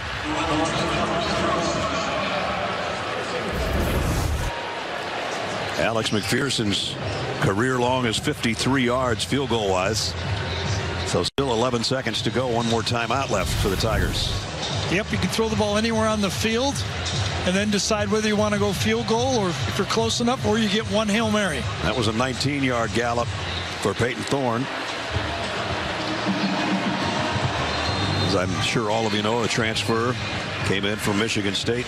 He said to us yesterday, we're talking about, what do you think of the SEC? And he said, well, I thought I was in the best division in the best conference in the country in the Big Ten East. And then I found out what the SEC West was about. I know. Well, he played in 2 good ones. Put up some good numbers at Michigan State before transferring here. Cadillac Williams back there, putting in his instincts that he's been around here forever, right? Yep.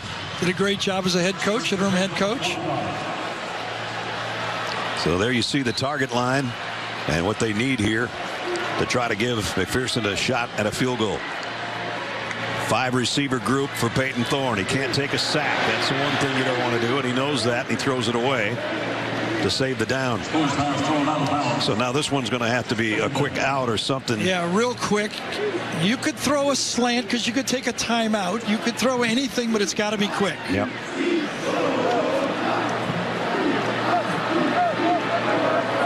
Everybody getting back set behind the line.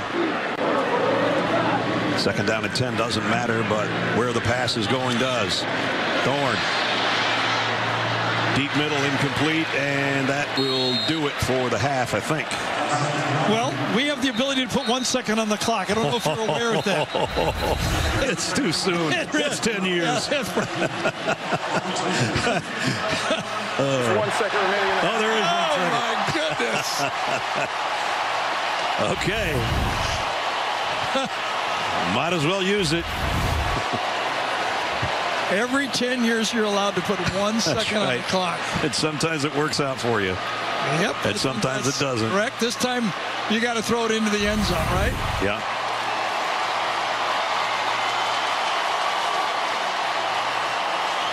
Unless they've got a hook and ladder play or something like that, we're going to see Peyton Thorne's arm if he doesn't get sacked. And that might be the case. So he's going to let it fly. Down at the goal line, intercepted right at the goal line by Terrion Arnold. So he got it there, but there was only a Crimson Tide player as it landed. And he got peppered as he let go of that ball, too. That was a pretty impressive throw. It was. He was getting hit. So it's going to be Alabama by 3 at halftime. And another look. Oh, man. He took a big shot. Yes, he did. Terrion Arnold sort of took that away from Jalen Key, who was waiting on it. Coach Freeze is with Jenny. All right, Coach, your team had a choice to respond in this one. What did you learn about the identity of your guys here in the first half? Well, I love the way they're playing hard. We're just not playing real smart sometimes. We blew a coverage there, up 14-10. Our crowd's in it. That's a big momentum. If we could get into halftime 14-10, hey, we blew that coverage, but we're running the football well, and hopefully we can get a stop coming out of half. But I'm proud of our kids and coaches, and love our crowd here.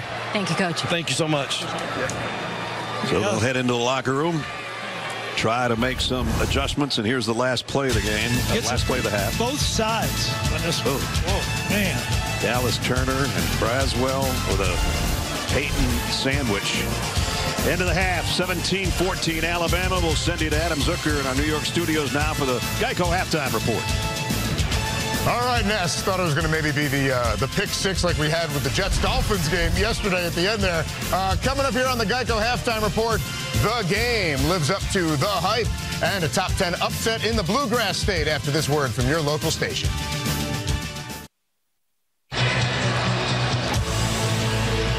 Home Depot, SEC on CBS. Heads into quarter number 3 at Jordan-Hare Stadium in the 88th Iron Bowl between the Tide and the Tigers. And Alabama with a lead, 17-14.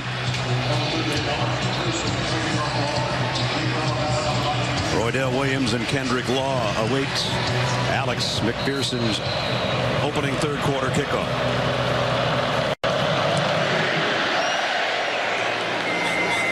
And Alabama will bring it out to the 25-yard line to start the third quarter with a 3-point lead. We welcome you back to the booth. Brad Nessler, Gary Danielson. We got Clint, we got Tim, we got George, we got David, we got Melissa. Get up here, Melissa. Dave's up there. Dave's up there running the camera. Melissa takes care of us all the time. Boy, does she ever. Sometimes too much. So what do you think? First half about what you expected or not? No. Everything happened in that first half. But I think when Hugh Freeze told Jenny they got to get a stop, to keep the crowd in it. They don't want this first drive to be successful for Alabama. Hey, this is anything can happen game here. Right. Jermaine Burton with that long touchdown. The motion man to the top of your screen. Milroe is looking that way, throwing that way, and complete to Niblack. Amari Niblack, first down. I mean, you talk about an accurate throw right here. When he steps into it, early in the year, the question was, yeah, Milroe can run the ball and he can throw the bomb, but can he throw this intermediate pass? Yeah. That was an 18-yard strike. Absolutely.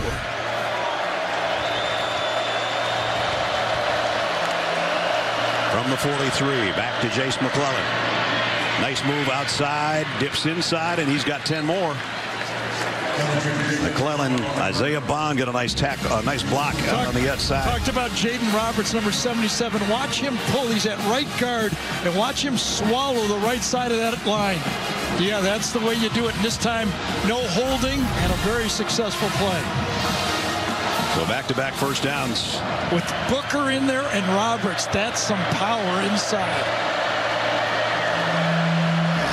Alabama's already moved it into Auburn territory on just a couple of plays, and now here comes Kendrick Law on the end around. Broke one tackle and knocked out of bounds as he got around the 41-yard line. Let's check in with Jenny. Well, Nick Saban asked his team, what kind of passion do you have? How much do you want to win this game? He said having 2 touchdowns called back because of penalties absolutely cannot happen. So in the second half, they're looking to stop the run. They want to establish their game plan much better and play a sound football. And, of course, this one is so important to get to 11-1. And 8-0 in conference play, and that will set up the big showdown with Georgia next week. And we've got an Auburn player down. It's Kendrick Falk, the freshman, who's been starting in the last couple of weeks for the Tigers. Adam Zucker with this Heisman Watch, presented by Nissan. Michael Penix Jr. looking to keep Washington perfect at number 4 in the country, and the nation's leader in passing yards has him on top of Washington State in the Apple Cup. Meanwhile, Jaden Daniels, another magical performance today, most combined touchdowns in the land, and former Auburn Tiger Bo Nix, 37 touchdowns passing, 2 interceptions. How about it? Wow, numbers galore for those guys. Here, Jalen Milroe leading Alabama today with a good first half passing. And this guy's been doing it on the ground, but not this time. Jace McClellan tracked down by Keontae Scott. Sure did. Timed it up perfectly that time and kind of ran him down. Outran him, had the speed. This was a previous play before the timeout. He had an important player for this Auburn football team. Kendrick Falk going down and was helped off the field limping. 6'6", 285-pound freshman that they think is going to be special someday. Let's see if Auburn can get a stop. 3rd down and 3. Milroe. They had him and they let him get away. And Jalen Milroe, 1st down. Everyone misjudges his speed. Because of his size, it looks like he's just cruising when he runs. But everyone takes the wrong angle. He gets around him. Wrong angle by Callister that time. He has, as we've seen many times, has acceleration when he wants it. What did Marcus Harris tell us? He's got the upper body of K.J. Jefferson and the lower body of Jaden Daniels, something like that. He was putting body parts together from other quarterbacks. Jalen Milroe just flips this one to Isaiah Bond, and he's got it down to the 16-yard line. Yeah, nice job. First half trends, Jalen 176 yards throwing, over 100 of that to Jermaine Burton. And Auburn leaning heavily on the run. We expected that. Gary called that at the beginning of the game, and they did a good job of it. And quick strikes there. We had a couple of touchdowns in about a minute and 54 seconds in the second quarter. Roydell Williams, he gets stacked up and dropped for a loss. Auburn again gambling inside, bringing the safety into the box late. Getting that 8th man into the box. Watch him come late into the box. That means it's man-to-man to the outside. That's what stops the run. You got one extra guy there. Well, the third downs just keep getting bigger. And that'll be the case through the entire second half. But the Auburn fans know this is a time to come to life here for their defense. Roydell Williams with Milroe. And he's going to toss it to him. Roydell's got the first down and a lot more. Boy, he runs strong, doesn't he? Yeah, he does. They got a great mix between he and McClellan. Roydell, he puts that foot in and he runs behind his shoulder pads and knees, and when you tackle him, you feel everything. Yes. Here's what Gary's talking about. Here's the point of impact. Boom. That's impact. First and goal. Opening drive, third quarter for Alabama from the 8-yard line. Roydell Williams again, and again straight up the middle inside the 5 to about the 4. Alabama scored 17 straight quarters. Scored a touchdown the first time they had it today. Now they're trying to do the same here in the third quarter.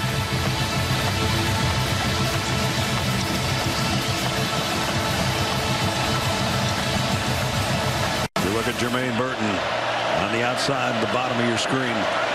Second down and goal. Empty backfield. Jalen Milroe's all the way here, and he's dragged down at the line of scrimmage. It didn't seem to be a good design on that play. It just seemed like something was missing in this play. It wasn't a quarterback draw. I don't know if it was the center that didn't get out to help McLaughlin, but just something didn't work. By the way, Keldrick Falk, who was shaken up a couple of plays ago, is the guy that made the tackle.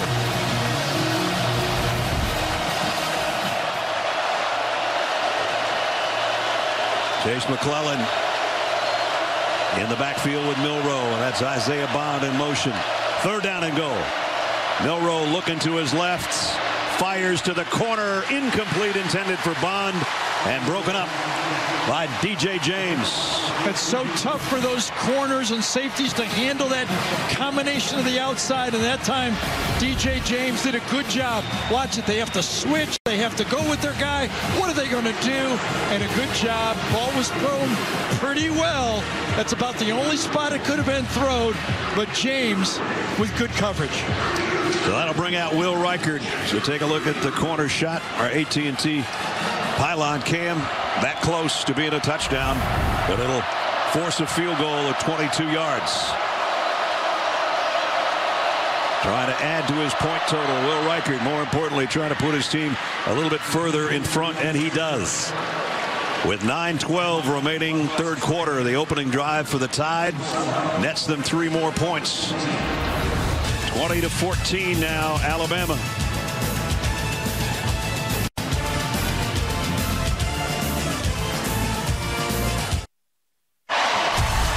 The Home Depot SEC on CBS is sponsored by Google, Nissan,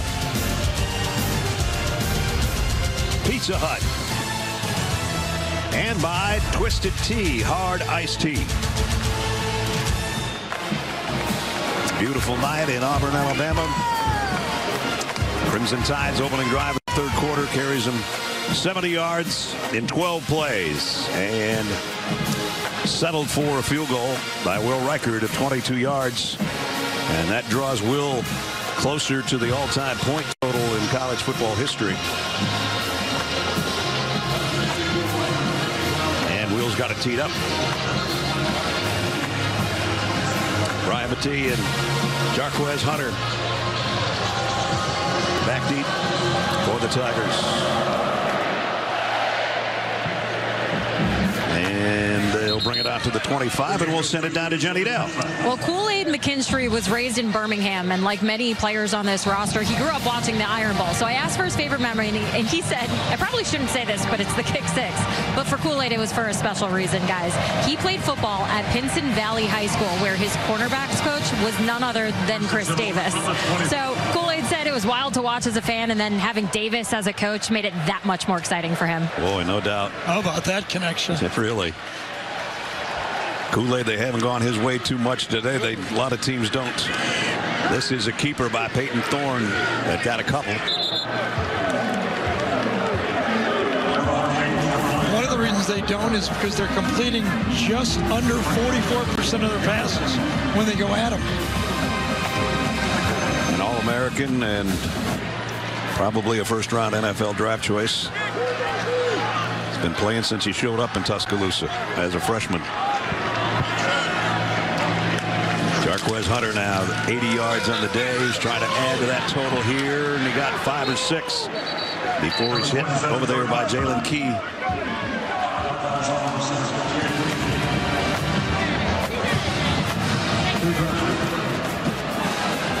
If Auburn had any kind of answer to that last field goal drive, that would keep them right in the thick of this game. At least they forced a field goal. Right. So that, you know, it feels like the next team. I mean, Auburn's got to score next. It feels like to me to stay in the game.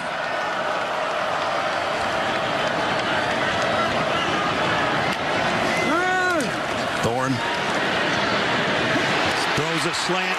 Got his man on the run. Javarius Johnson. Johnson the cut back to midfield to the 30 or near it. He had the touchdown on the end around, and now he's got a big play as a receiver. Great design of the play, a little bit of motion to stack the release, and then when they stack the release, they get a switch, and he gets inside on the safety, Caleb Downs, and that's what gets it.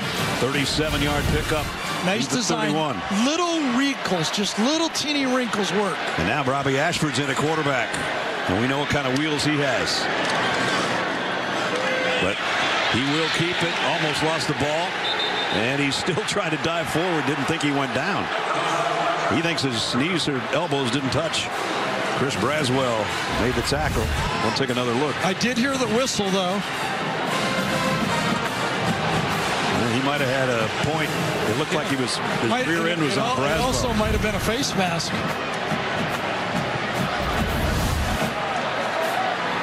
So right there, it's possible he didn't go down, but Braswell was bringing him down.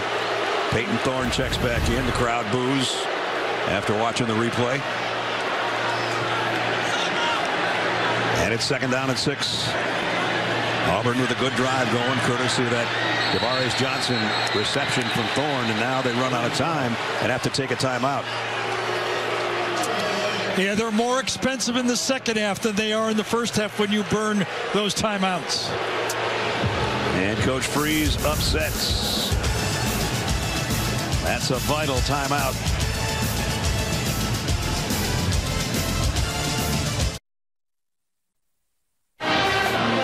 Next Saturday, we're set for the SEC Championship on CBS, presented by Dr. Pepper. Georgia and Alabama getting together again. Dream matchup. So much at stake. All starts at 2 Eastern with a drive to Atlanta, followed by college football today. That's next Saturday from Mercedes-Benz Stadium and streaming live on Paramount Plus. One more look at that Robbie Ashford run. Gene Steratore is with us. Robbie was really saying close he wasn't right down here, Brad, as to whether that, his backside touches at that point. I know the coach is frustrated with it, but look, once you're rolled down in that situation, even calling a timeout and requesting a view is not possible. It's just not reviewable at that point. All right, Gene, thanks. 2nd and 6. Peyton Thorne's got a man wide open. And a walk-in touchdown for Javarius Johnson.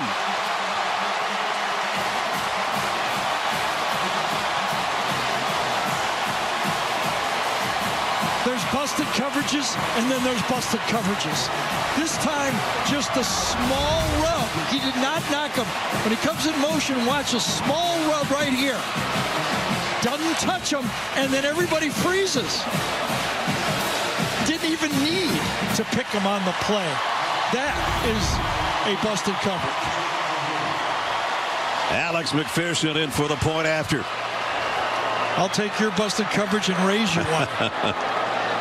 Holy cow. They try to give Auburn the lead here past the midway point of the third quarter. It's up. It's good.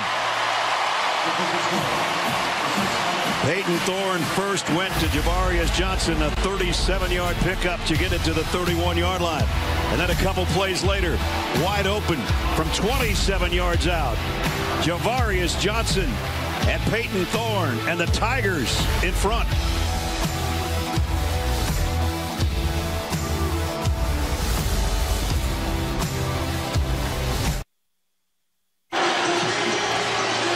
This Friday in primetime, Liberty and New Mexico State meet in the Conference USA Championship. Find out who will bring home the hardware on CBS Sports Network. Last year, New Mexico State beat Liberty, then coached by Hugh Freeze. They did it again last week, but this is a different Auburn team. This is the Iron Bowl, and they have the lead on 8th-ranked Alabama. That's all we could ask for in our final trip to Jordan-Hare. You got to admit, weird things happen in this game. You got that right. And the kickoff into the end zone. They'll bring it out to the 25. And for Alabama, this place has been at many times a house of horrors. 10 years ago, the kick six. As time expired, Chris Davis took it the distance. Tigers jumped past the Tide, scored the final 16 points, 26-14. That was in 2017. 2 years ago, we're here. Alabama had to go to 4 overtimes to get the win here. Yeah, the 19 game was Bo Nix. Remember that? Mac Jones in that game? Yep. Tua was hurt. So many great games, and we're right in the thick of another one. Jalen Milroe, double clutch. And now he's going to keep it. And he's going to get a first down and quite a bit more. Did he step out of bounds? I don't think so. Nope. A huge run by Jalen Milroe.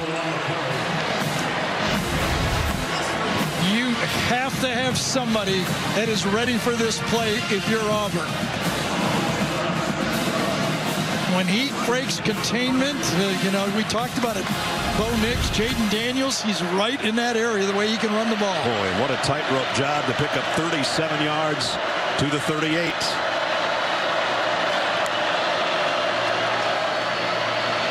Milroe, little short crossing route to Isaiah Bond, and Bond's got another Bama first down.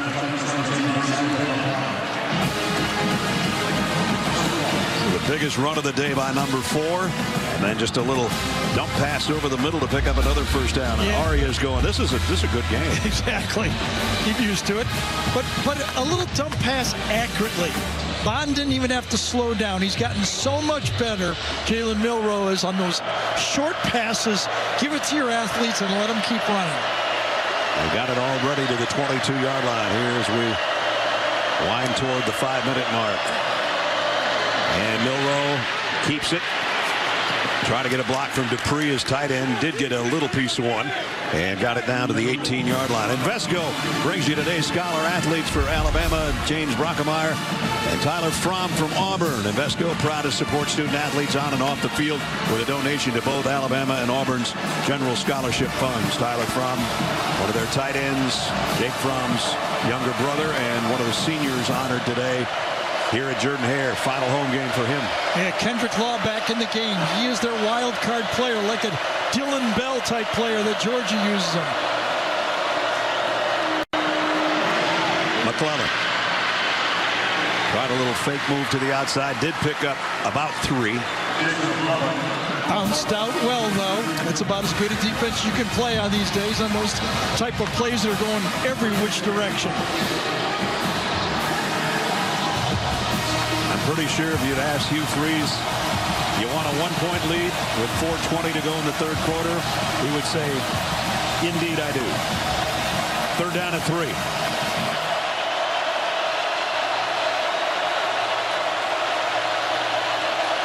The first down's at the 12-yard line. Bond in motion. bad snap or a snap that was unexpected anyway. Jalen Milroe is going to try to turn it into a first down, and he will. And a head-to-head collision there at the 8 by Nehemiah Pritchett. And let's see what the flag's about. 2 flags came flying in a hurry. Was it a push in the back on a block? Because it looked like a clean tackle. Daring to run, personal foul, illegal blindside block. Oh, blindside, yes.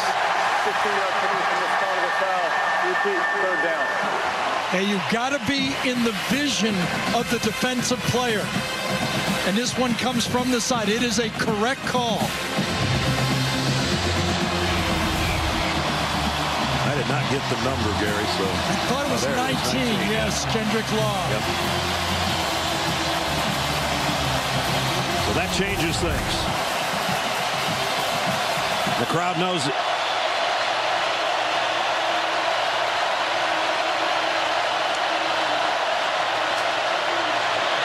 Milroe taking his time down the middle, incomplete, broken up by DJ James again. So the penalty on the blindside block, which was really not necessary. Obviously, you play aggressive football and you want to block, and it happens. But this time, the corners. DJ James makes another play. Remember in the end zone, he did it last time to force the field goal. Makes another big play. Malik Benson was the intended receiver, and now it brings up Will Reichard. Makes it a little bit more difficult field goal. This will be a 42-yard attempt to make him the all-time leading scorer in college football, and it's wide right. No good.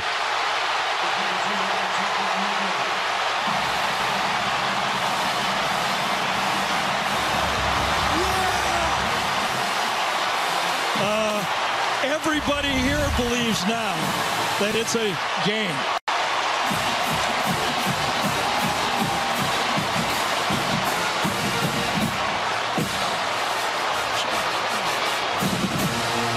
Should have been first and goal, comes back, and then they miss the field goal.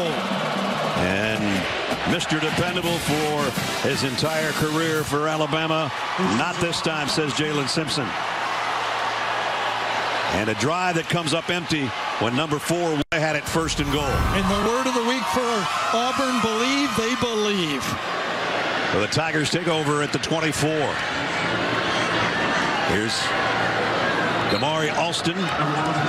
Short gain, little pushing and shoving going on at the end of the play. A little frustration on Alabama's part that they're trailing and that they just missed an opportunity to take the lead. Justin Avoidjeby just cleaned that up real quick. We said we don't need a penalty right now. That's for sure. He pushed Terry and Arnold out of there. It's a no.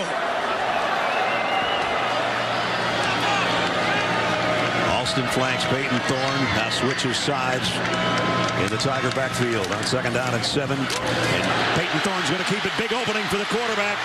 Out across the 40 to first down Auburn.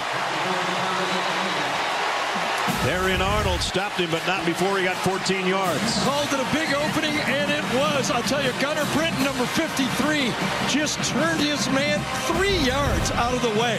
What a block.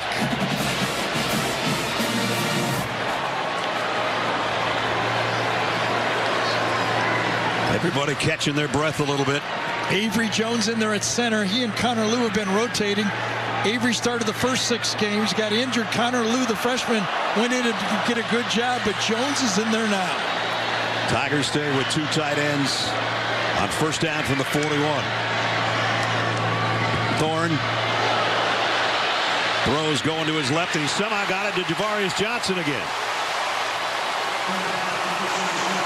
So Peyton Thorne, who started this year under so much criticism by the Auburn fans, watch this play. This is an athletic play. He's in trouble. He fakes it, gets around, resets his feet, and makes the throw. Now they go back to the ground, and it's Alston again.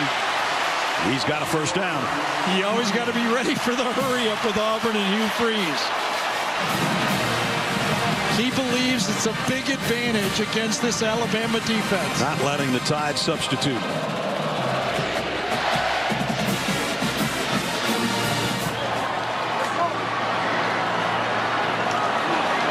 Ryan Battia in the game. We haven't seen much of him.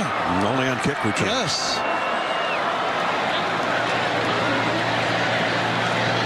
First down in Alabama territory for the Tigers from the 48. And it's Thorne keeping again. And he got about 3. And we're going to work our way under a minute here in the third quarter.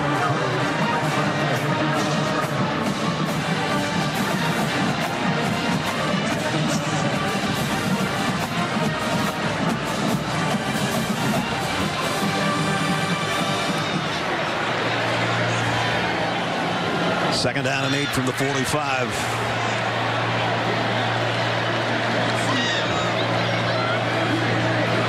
Thorne again.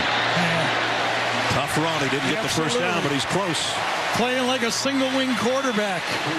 Playing it all on the line right here. The transfer from Michigan State.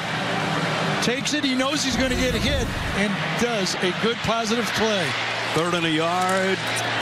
And Alston's got it. And then some. That should bring our quarter to a close unless Auburn hurries here for one more play. Just wondering about this Auburn backfield, though. We did not see Jarquez Hunter on that. And in a little different rotation. I wonder if he's been nicked. Believe. Auburn fans do. Alabama fans are hoping that's not the case, or it could be a spoiled season with the SEC title on the line next week in Atlanta. 88th Iron Bowl. We got all we wanted and then some.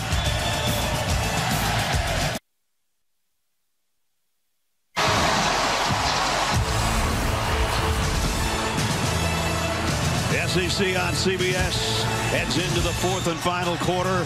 An unbelievable scene at Jordan-Hare in the last couple of minutes while we were away. Meanwhile, the offense for Auburn at the Alabama 36 to start the 4th quarter. And it's Thorne again. Thorne picked up about 4. Jenny talked with Hugh Freeze during that timeout. Coach, the Iron Bowl is known to have some crazy endings. How do you finish the fight here? Well, we got it to the 4th. That was our first goal. And now look at the crowd will be our 12th man here for sure. And I'm proud of our kids. We need to finish this drive and get some points here. We noticed Hunter's been missing out there. What's his status? He's banged up a little bit, but I think he'll go if we need him to. But Damari's running strong too. Thank you, Coach. Thank you. Damari for a couple more. It's going to bring up a 3rd down and 4. Yeah, big tackle that time. Jalen Key, he had to make that tackle, but that would have been an easy first down. And Jarquez Hunter right on cue, according to Coach Freeze, if we need him. I think he's ready to go. Robbie Ashford will take over here. If I was calling plays here, I'd be thinking I've got 2 chances to make a first down. And it's Ashford on the end around on the pitch from Hunter. And he didn't get there. Good defense again. Campbell that time. Inside linebacker ran that play down. Had Campbell. Watch him run this one down. So boom. Hunter in nice the Wildcat play. and pitches it to Ashford. So a little different look there, but they didn't get the first. And it's 4th down and 2. Not going for the field goal. Biggest play of the ball game is at hand, and Peyton Thorne's in the shotgun. Oh, they might have got him. Free play. It's going to the corner. McKinstry covering, incomplete. I don't know if they were going to snap the ball. They might have just been trying to draw him off sides and take a timeout. But the shift by Auburn made them look like it was a false start. So let's straighten it all out here. Boy, this would be something if they just call this just a play. Alabama jumps. Auburn believes they've got a free play. Did they? Let's take another look at it. First of all, it's the 2 tight ends that move on the left side right there for Auburn. Yeah, I thought he snapped it when they were in the neutral zone.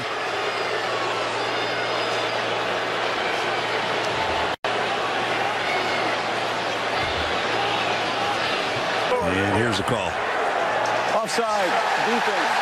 5-yard penalty, results in a first down. So Nick is saying 3 people were moving at the same time. Watch it. Motion comes across, then the shift. And when the neutral zone, that's when it snaps. So who's it on? Is it on the offense or the guys in the neutral zone? They call it on Alabama, and that's an automatic first down.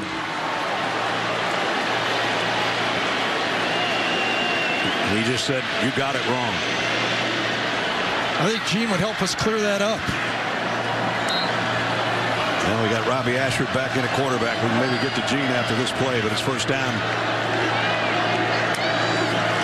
And Ashford, it's a run all the way to the left side, trying to get wide, and blown up by...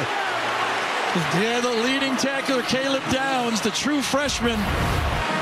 Watch him come up, take on the blocker, bounce it out, takes on 2 players, and then makes the tackle. He came in with 90 tackles on the year. He's obviously going to be a freshman All-American. And what a future he's got in the Alabama secondary. And now back to Peyton Thorne. And Jarquez Hunter, the tailback. And he'll flush out of the backfield. Hunter, that is. Empty set. Peyton Thorne, quarterback draw all the way. And Thorne inside the 20, the 10. First and goal, Auburn. Everybody knows Alabama loves to run their combos over here. Watch Deontay. He's turning out. He's turning his head away. Everybody splits. They're running their combos. 3-on-2, 4-on-3. A quarterback draw is the perfect call. And a 22-yard pickup for Peyton Thorne. And now with some key runs as Auburn first and goal. Looking to add to a 1-point lead.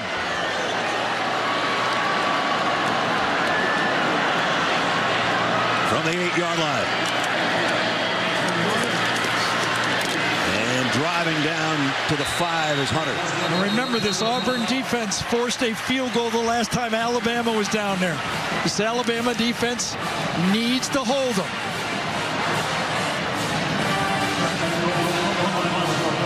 Jarquez Hunter on that carry to the 5-yard line where... Boy, the 3-headed monster, the 2 tailbacks and the quarterback running the ball. Over 49 yards rushing already in this game. Second and goal at the 5. Hunter rejoins Thorne in the backfield. Peyton's going to throw to the end zone. Off Javarius Johnson's hands, incomplete. And Caleb Downs was covering. Third and goal. Alabama, when you're out there playing man-to-man, keep fighting. Stay inside, turn your head. Beautiful coverage. It seems like Auburn's had this drive going forever. It has. 15th play is coming up. Yes. Just 3 passes for 9 yards. It's been all run. There's the ground game for the Tigers, including number 1, Peyton Thorne. And he's under center here on third and goal. Straight run ahead for Jarquez. And what a stop by that Alabama defense. They answered the ball. Came out at the end, but he was already down. He got it to the 3. 1-point lead. You got to take the field goal here now. You got to come away with points, just as Hugh told Cheney at the end of the 3rd quarter. We got to have points. You gave it your best shot, but that Alabama defense stood strong. That'll bring out Alex McPherson, who hasn't missed a field goal this year. And this will be from 21 yards out to give the Tigers a 4-point lead. It's up. It's good. Auburn fans holding on, hoping for an upset.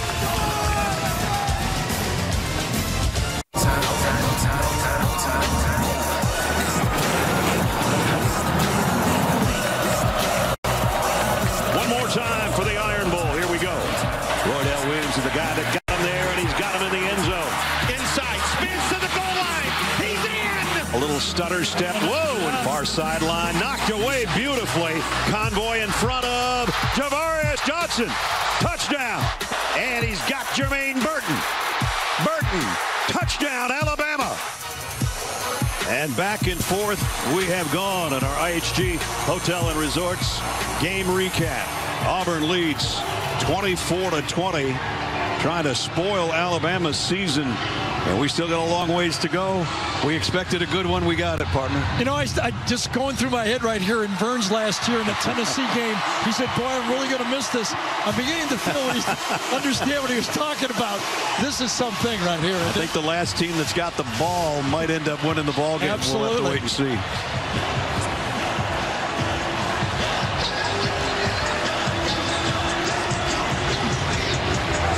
Whoa, a lot of action. 10-15 still remaining.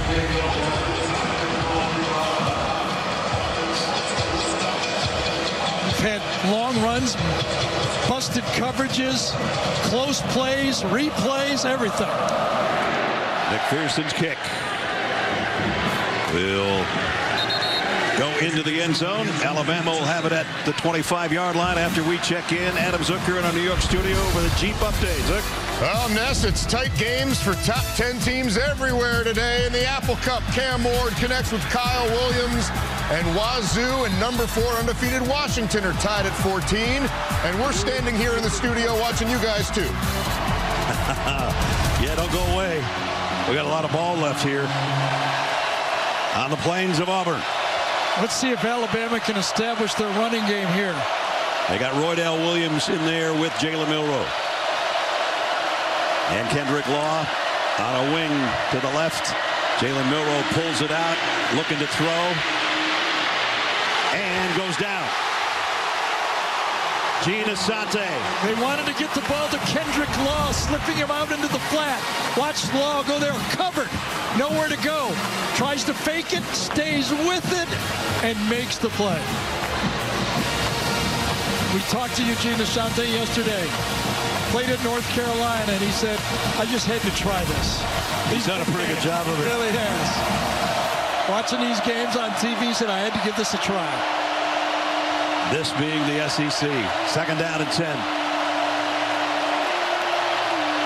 Blitz off the corner. Milroe gonna air it out. Deep ball, overshot everybody, incomplete. And it was Niblack, the intended receiver. And Robbie Utes open over the middle of the formation for a short throw, but he wanted to go deep, and this time the safety was in the proper spot. Watch over the middle, number 45, right there. That's a nice little second down play.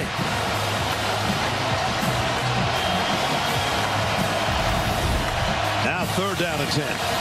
Key to the game, Auburn felt, when it gets into third and long, can they get off the field? Will they spy Jalen Milroe?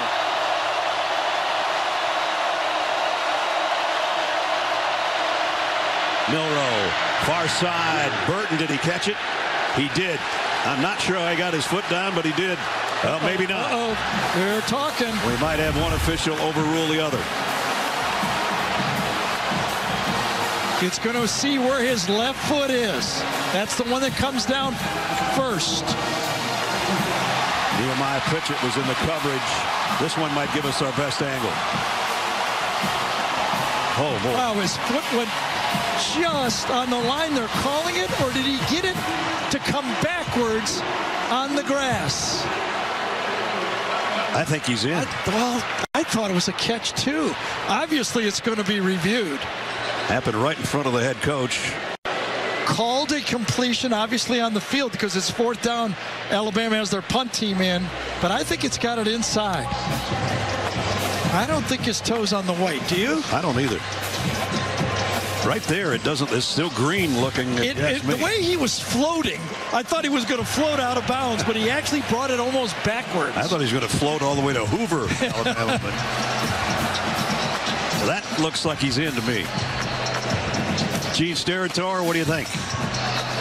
You know, I'm with you, Brad. I think there's a slice of green there personally. Now, I understand that after discussion they ruled incomplete. I truthfully think and feel that there is a slice of green there between that left toe and the out-of-bounds white, fellas. At At that point, it's just amazing that he got his leg back under him. As Gary said, looked like he was going to land a yard out of bounds, but he contorted that left leg and his foot. And the cheerleaders think it's a catch. Nick Saban's just waiting to find out. Is there something buried weird under the statement or the stadium here? Because like everything happens here. It's on that far sideline when we had the extra 1 second. I know. We blew this up once already. And you can see when his right foot comes down, that's how long a stride he had going. Yep. But that one still looks like, as Gene would call it, a slice of green, a hint of mint. I think there's the replay official wondering if it scraped the edge of the white and then landed in the green. Stan Murray is our replay official. He's taking his time.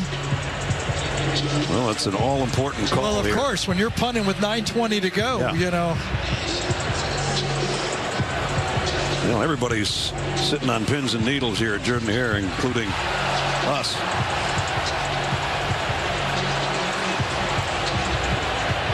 Jermaine Burton thinks he was in. And finally, we get the call, an all-important one. After video review, the ruling on the field stands. Incomplete pass.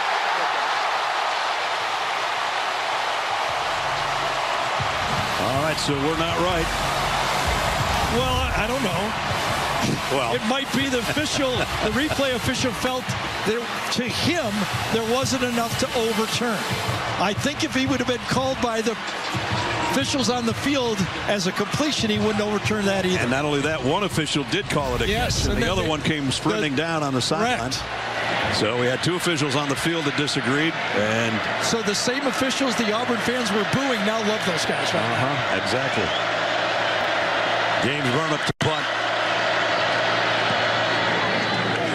Beauty. Conte Scott backpedals, takes around the 18-yard line, reverses his field, trying to get away, not going to get away from that one as he's bulldogged down. And now we're going to have a few more pushes, shoves, officials in the middle, flags are flying everywhere.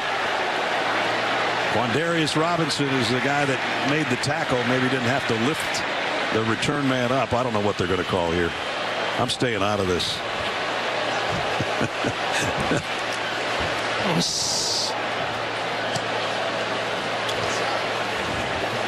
And another discussion will be going on. Yeah, the Auburn player late tried to stand up, and there happened to be an Alabama player on his back. That's what the officials saw from afar. The tackle seemed okay. They're fighting, they're both fighting. I felt that was legitimate. But right at the end, when he tries to get up, then he flips him. There is no foul in the play. The result is first down for Auburn. I think that's a good no call.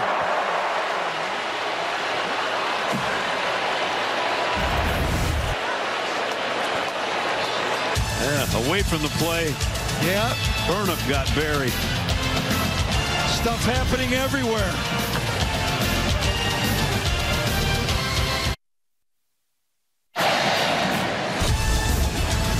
The Home Depot SEC on CBS is sponsored by Chipotle, Dr. Pepper, Invesco QQQ, and by Mercedes-Benz.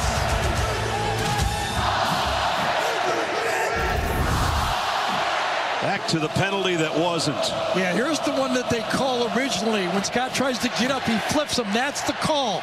Then they start to get together, the officials, and have a huddle and say he was just trying to get up. He didn't know anybody was on him. But away from the play, the hit on the punter, that could have been called. So it's a blindside hit. Yes. And the referee finally got those two separated. Burnham said, how about a flag?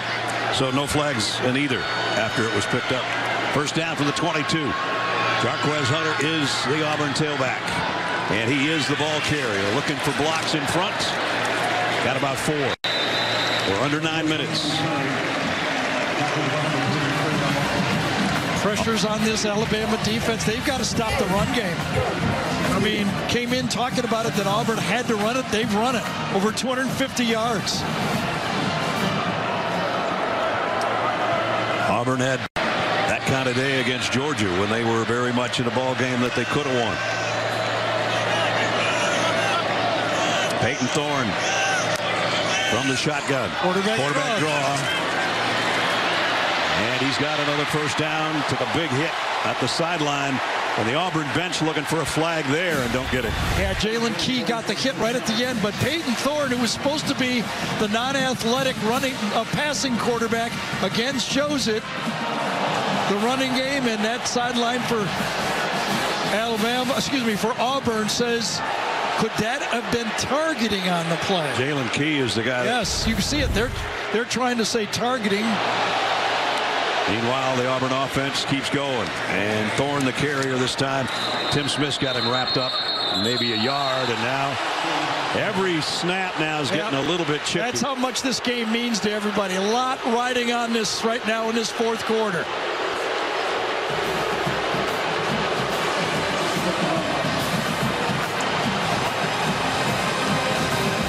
The previous play we're looking at again, and there's the side of the helmet to the helmet. And Gene, no targeting, right? No, 100%, Gary. Side of the helmet, not crown of the helmet. And you made a great point, too. Look, this is where the officials need to understand every play. Come in quickly, kill the play. A lot of whistles, break players up, and let this game finish as great as it's playing. Yeah, exactly. Perfect. Thorne rips it down the middle. And did he tuck it in there? No, nope. Incomplete. Nope. And that was Fairweather, his favorite receiver, and he took a big shot. Well, this was good Alabama pass defense this time. Forced the ball inside, and everybody closes on it cleanly. Arnold comes across from one side, Campbell from the other. And Campbell, the one that got him right in the midsection, and Fairweather still trying to catch his breath.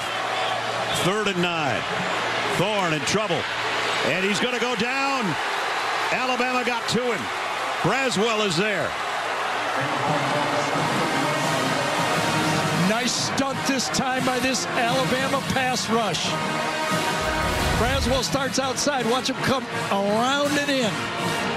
Outside, that's beautiful. That's the way you set up that pass rush for Dallas Turner. And then Braswell and Turner clean it up. They have done so many times. Meet at the quarterback, 41-15. And they did it again. And they force the Oscar Chapman punt. Caleb Downs has to backpedal way back at the 15, trying to get away and can't. Nice coverage by Auburn. Boy, that was a low line drive, but it was deep enough that the coverage was good enough. So here we go. A little over 6 minutes left. Alabama's got all its timeouts. They got to go to the length of the field. They need a touchdown, trailing by 4.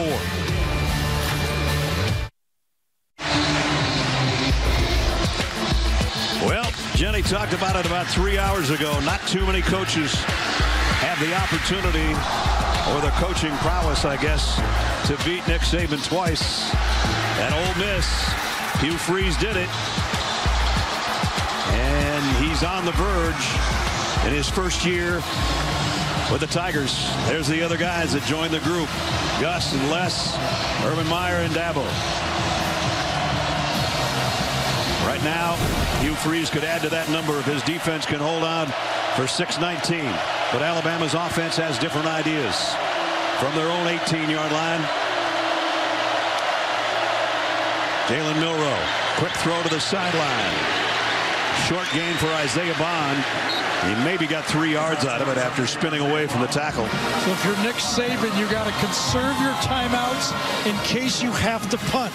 So you use your 3 timeouts. But you got to continue to watch that clock, because if it gets down much lower, you might not even get the ball back. 3 of his 18 fourth quarter comebacks as a coach have come against Auburn. He's going to need one more to preserve an opportunity to think about college football playoff and all the rest. Little delay by Jace McClellan, then straight ahead. It'll bring up 3rd down and about 4. We talked about it many times. Do you put a spy on Jalen Milroe? He's been hurting you on these 3rd down runs. Do you force him to beat you with his arm?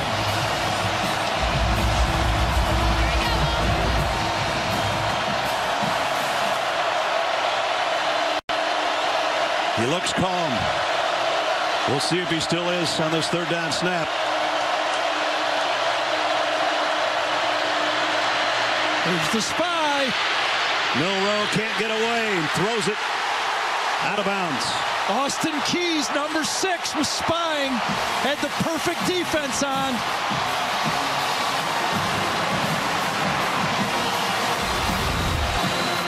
Here he is right here. Watch him. He flux in and he looks and he looks and he forces him out. Jalen wanted to go that way. Nowhere to go. Jalen McLeod got the shoestring tackle as he was going down.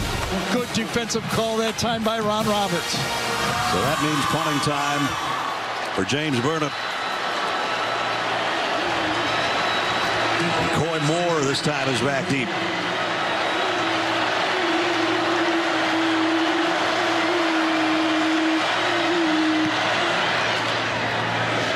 Burnham's kick. Moore camps up. Fell down to the ball. Is out. Picked up. Can't run it. It'd be a muff. It's Jahad Campbell who scored on a fumble return the last time we had these guys. And this is going to be Alabama's ball. A slip. The Auburn player slips on the return. This is Coy Moore. Even though it's 0, it's not Keontae Smith. And when he hit the turf, the ball came out. Yep. On the field as the punt was first touched by the receiving team, recovered by the kicking team. By rule, it is dead when recovered by the kicking team. First down, Alabama at that spot. Hey! How many things can happen in a football game? How many things can happen on this field? Crazy. That's the look right there. Remember 2 years ago, Alabama had to come back. Their offense was sputtering. Bryce Young was being harassed all day long by the Tiger defense, and then he put together one more magical drive. 12 plays, 97 yards. He had been sacked 7 times prior to that drive. And it ended up going 4 overtimes for an Alabama win. Now they've got 4:48. Good field position. Jalen Milroe, there's some grass in front of him. Milroe this time will keep it. Looking for a block and steps out of bounds even without the block with a first down. Watch Kendrick Law on the right side of the screen. He was afraid he'd get a blindside block, so he doesn't throw it this time. Good, smart play. Larry Nixon was the guy that ran Milroe out of bounds, but not before he got 10.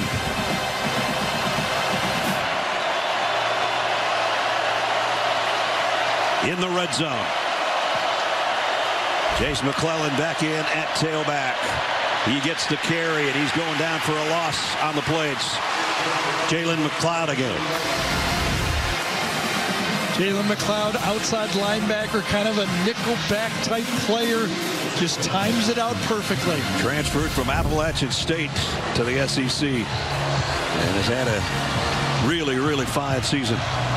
Roydell Williams comes in. McClellan goes out. Well, do you find Burton? Jermaine Burton. He's right here.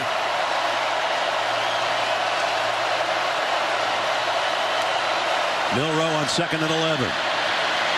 In trouble. And down he goes. And it's Marcus Harris. Senior day. The senior makes a big play. The transfer from Kansas. He went there because Les Miles said he was going to turn the program around, but he ended up back home, and he makes a huge play. His 7th sack of the year, but none bigger than that one. Loss of 9. 3rd and 20.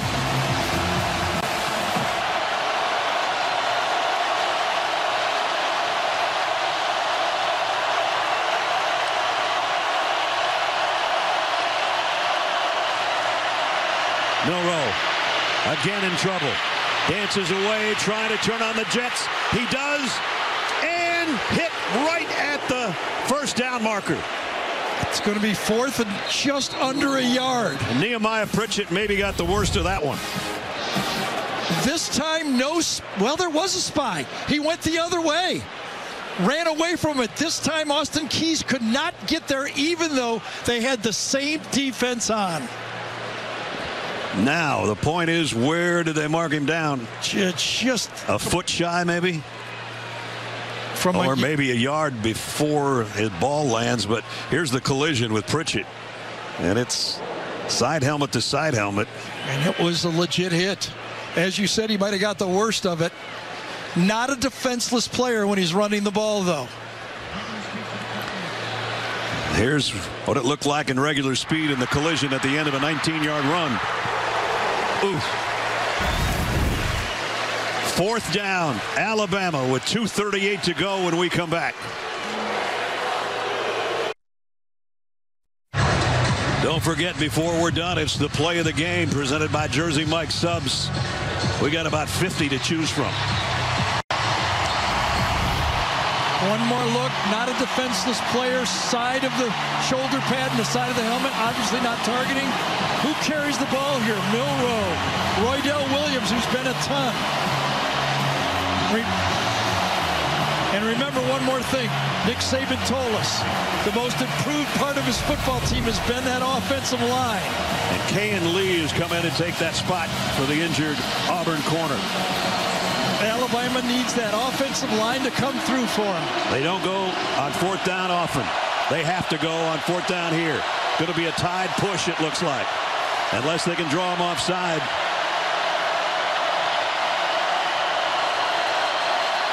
Milroe trying to be heard with his front wall.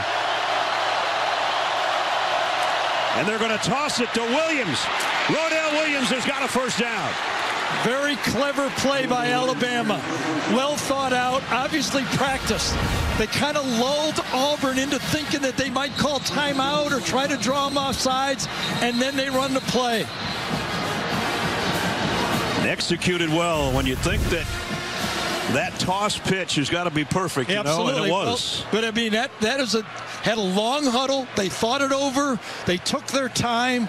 They had everybody on Auburn in their stance for 20 seconds, and then they run it. Jalen McLeod is the guy that's shaken up for Auburn. We'll be right back.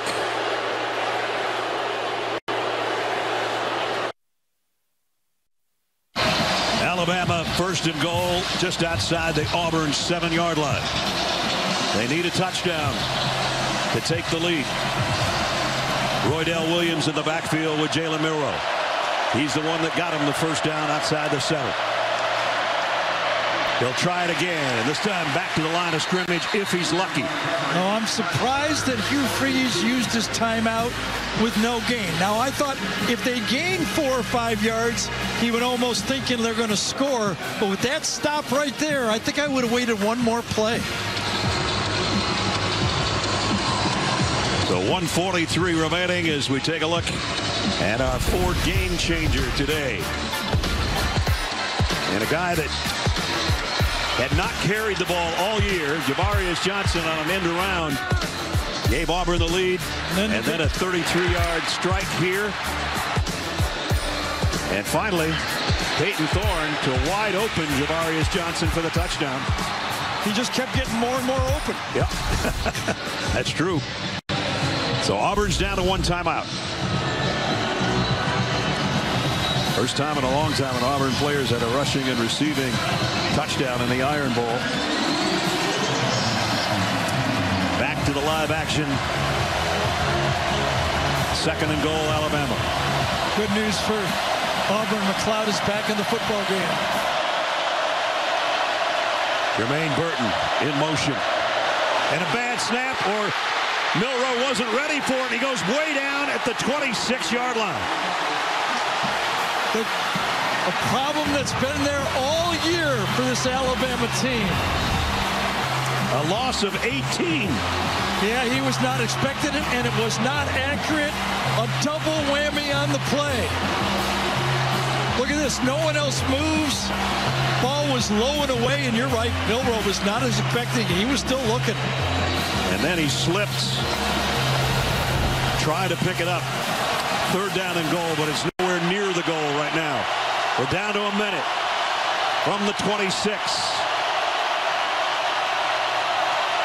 Just a 3-man rush for Auburn. Milroe dancing around, pointing to his receivers. Now he's got to run unless he backpedals behind the line. He might have gotten there, and the throw is broken up. Incomplete.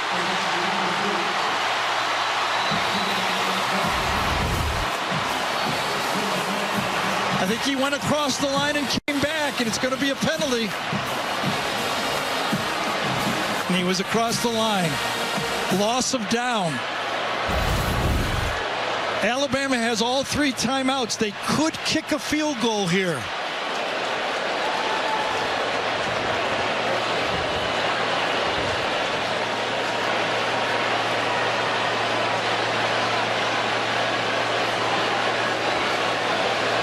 The referee coming over to explain things to Nick Saban.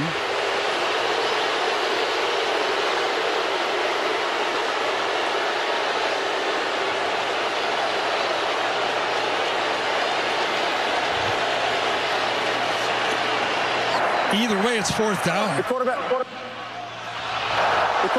beyond the line of scrimmage. Illegal forward pass. Offense number 4. The penalty is 5 yards from the previous spot with the loss of down. Alabama has elected to use a timeout to avoid the 10-second runoff. 4th down. Well, Alabama took a timeout because they didn't want a 10-second runoff after the penalty.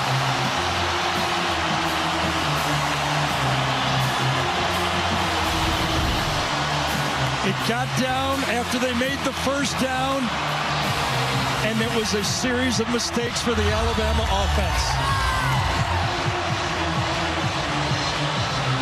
As Gary said, they could choose a field goal and then try an onside kick. Otherwise, it's 4th and goal from the 31-yard line. Coming up on the U.S. Army postgame show, Adam, Rick, and VJ will try to straighten this thing out and all the other highlights from today and the impact on the college football playoff. That's all coming up on the U.S. Army postgame show. And obviously, this game has a gigantic impact on the college football playoff because if Alabama doesn't win, they'd have 2 losses. And even if they beat Georgia next week, their chances of a playoff are very slim. Well, Amari Niblack, number 84, the tight end, is the tallest receiver for a jump ball type play. So 3 receivers to the left and 2 to the right. Last time they only rushed 3 players, and Jalen Milroe had all day. Now Auburn took the timeout. Hugh Freeze wanted to see what kind of lineup was going to be out there offensively for Alabama. And so we'd have another short timeout right here. Huge consequences for Alabama to lose this game. They've won 3 straight. Auburn has lost 10 straight against ranked teams. And as I just mentioned, there's never been a 2-loss team to make the playoff. So regardless of what happens next Saturday in Atlanta between Alabama and Georgia, if they don't win this, it's going to feel like a lost season for Tide fans, whether you're 10-2 or 11-2, if you don't make the Final Four.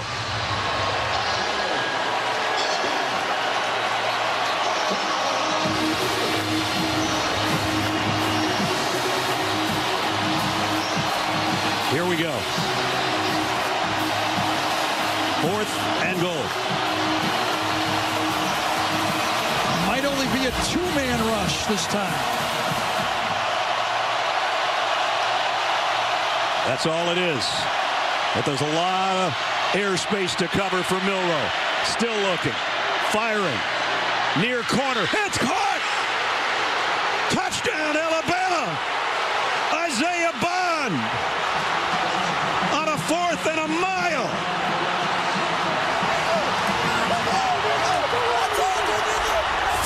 Yards, touchdown, Tide. We always keep thinking we've seen it all, and we never have we? Bond, Isaiah Bond. Unbelievable.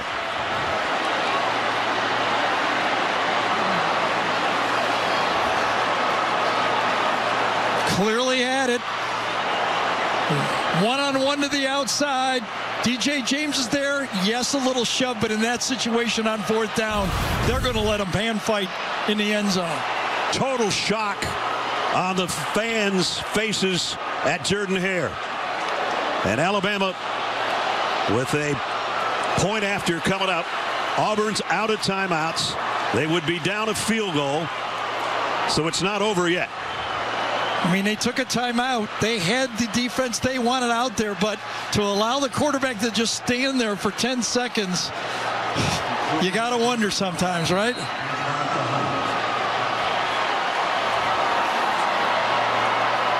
Extra point by Will Reichard. Up and good. DJ James had a 20-yard cushion on the play, and he got beat deep. He lines up. There's the cushion. There's another guy back here, and he still completed.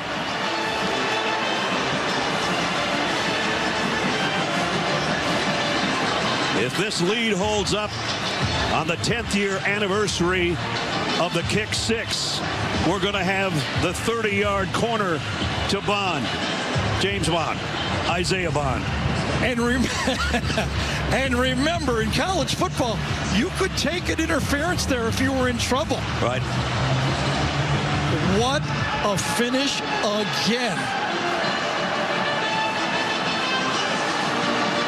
That tells it all right there. And on the other side, Mr. Bond, we have a dinner reservation for you in Tuscaloosa. But it's not over. The drop punt, the fourth down, they make it. The bad snap, everything happened, and they still, Alabama pulls it for a touchdown to take the lead.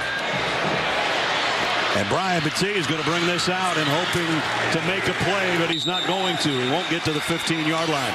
Now you got to be careful. Penalties. You don't want a fight to start here, and one has. Remember, anything that happens in this game, a fight, you're out the first half of the SEC championship game if you're for Alabama. And not only that, it looks like a couple of people are coming out of there with possible injuries. Mike O'Reilly came out holding his elbow. So that play took it down to 26 seconds. Here they make the hit on Battie, and whistle should have stopped play right there. He wasn't going. It might have. They might have been blowing the whistle. It was hard to tell. Yes. We can't hear it up here. Kendrick Law was in the thick of things. I'm not sure he didn't throw a punch or two, but they're trying to sort everything out. 26 seconds for Auburn. No timeouts. And Auburn needs at least 50 yards to get in the field goal range. Alex McPherson's career long is 53. I'm not saying it can't happen. I'll tell you that. Not either. Right not now. In this place. No. Tied with a three-man rush. Peyton Thorne. Ball is out in the end zone. Picked up by Auburn, but it might end up being a safety. The ball is still out, squirting around. Clock is running. Peyton Thorne got nailed and the ball came out. They might get one more play if they can get everybody regrouped, but they might not. The receivers trying to get back to the line of scrimmage, which is the 1-yard line with 1 second to go. Thorne lofts one out. It is intercepted. Terry Donald will end it for the Tide, maybe with a touchdown.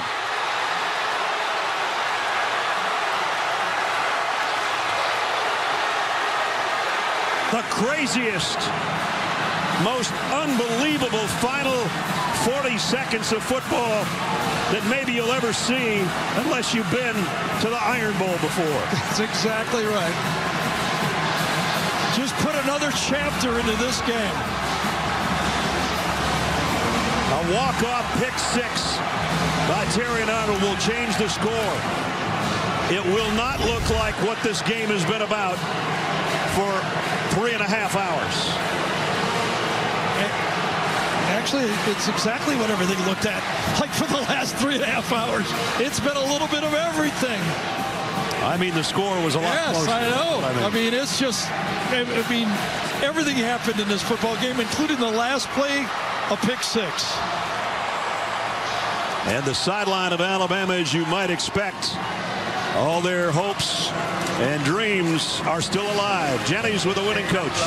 All right, Coach, how did you draw up that last play to survive this one? Believe it or not, we work on that.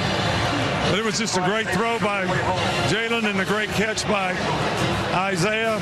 I mean, we work on it, but, you know, you're throwing it up for grabs, really. We came down with it. You know, there's been some weird stuff happen here, and this is the first time I can remember it going in our favor.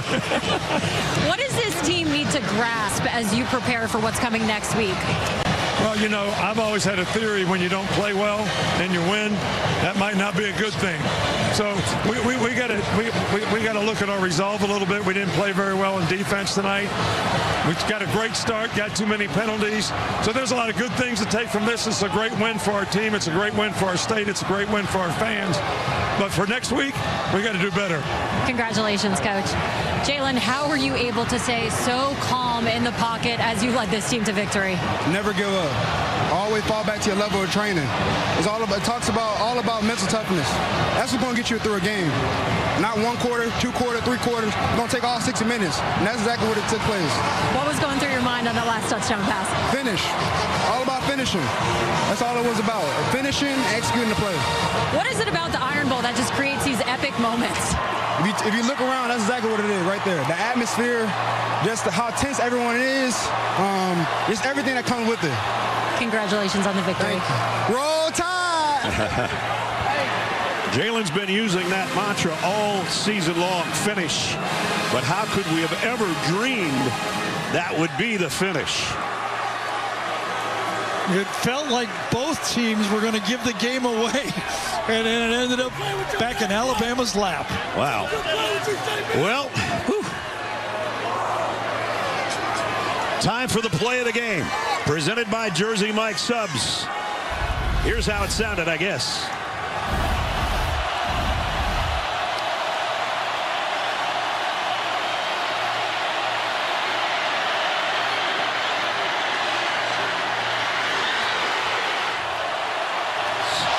But there's a lot of airspace to cover for Milroe. Still looking, firing, near corner, it's caught! Touchdown, Alabama! Isaiah Bond on a 4th and a mile. And there's your game winner, 31 yards, touchdown, Tide. Well, that'll wrap it up. Whew. We've seen a lot of these, but they just keep getting better. We Gary. won't be here in a couple years, but I'm going to watch it on TV. You got to catch what's going to happen next time. Oh, my goodness. Obviously, a lot of tears on the plains. There's joy in Tuscaloosa. The Tide will go into Atlanta against Georgia with a chance for a college football playoff, and we should have a dandy next week. That's going to wrap it up for Gary Danielson, Jenny Dell, Gene Steratore, our entire crew on CBS. Brad Nessler saying so long from the plains. Unbelievably, the final score, by the way, they took away that interception for a touchdown. Final score, we understand, is 27-24. What a game. We'll send you back to Adam Zucker and company for the U.S. Army postgame show right after these messages. Good night from Auburn.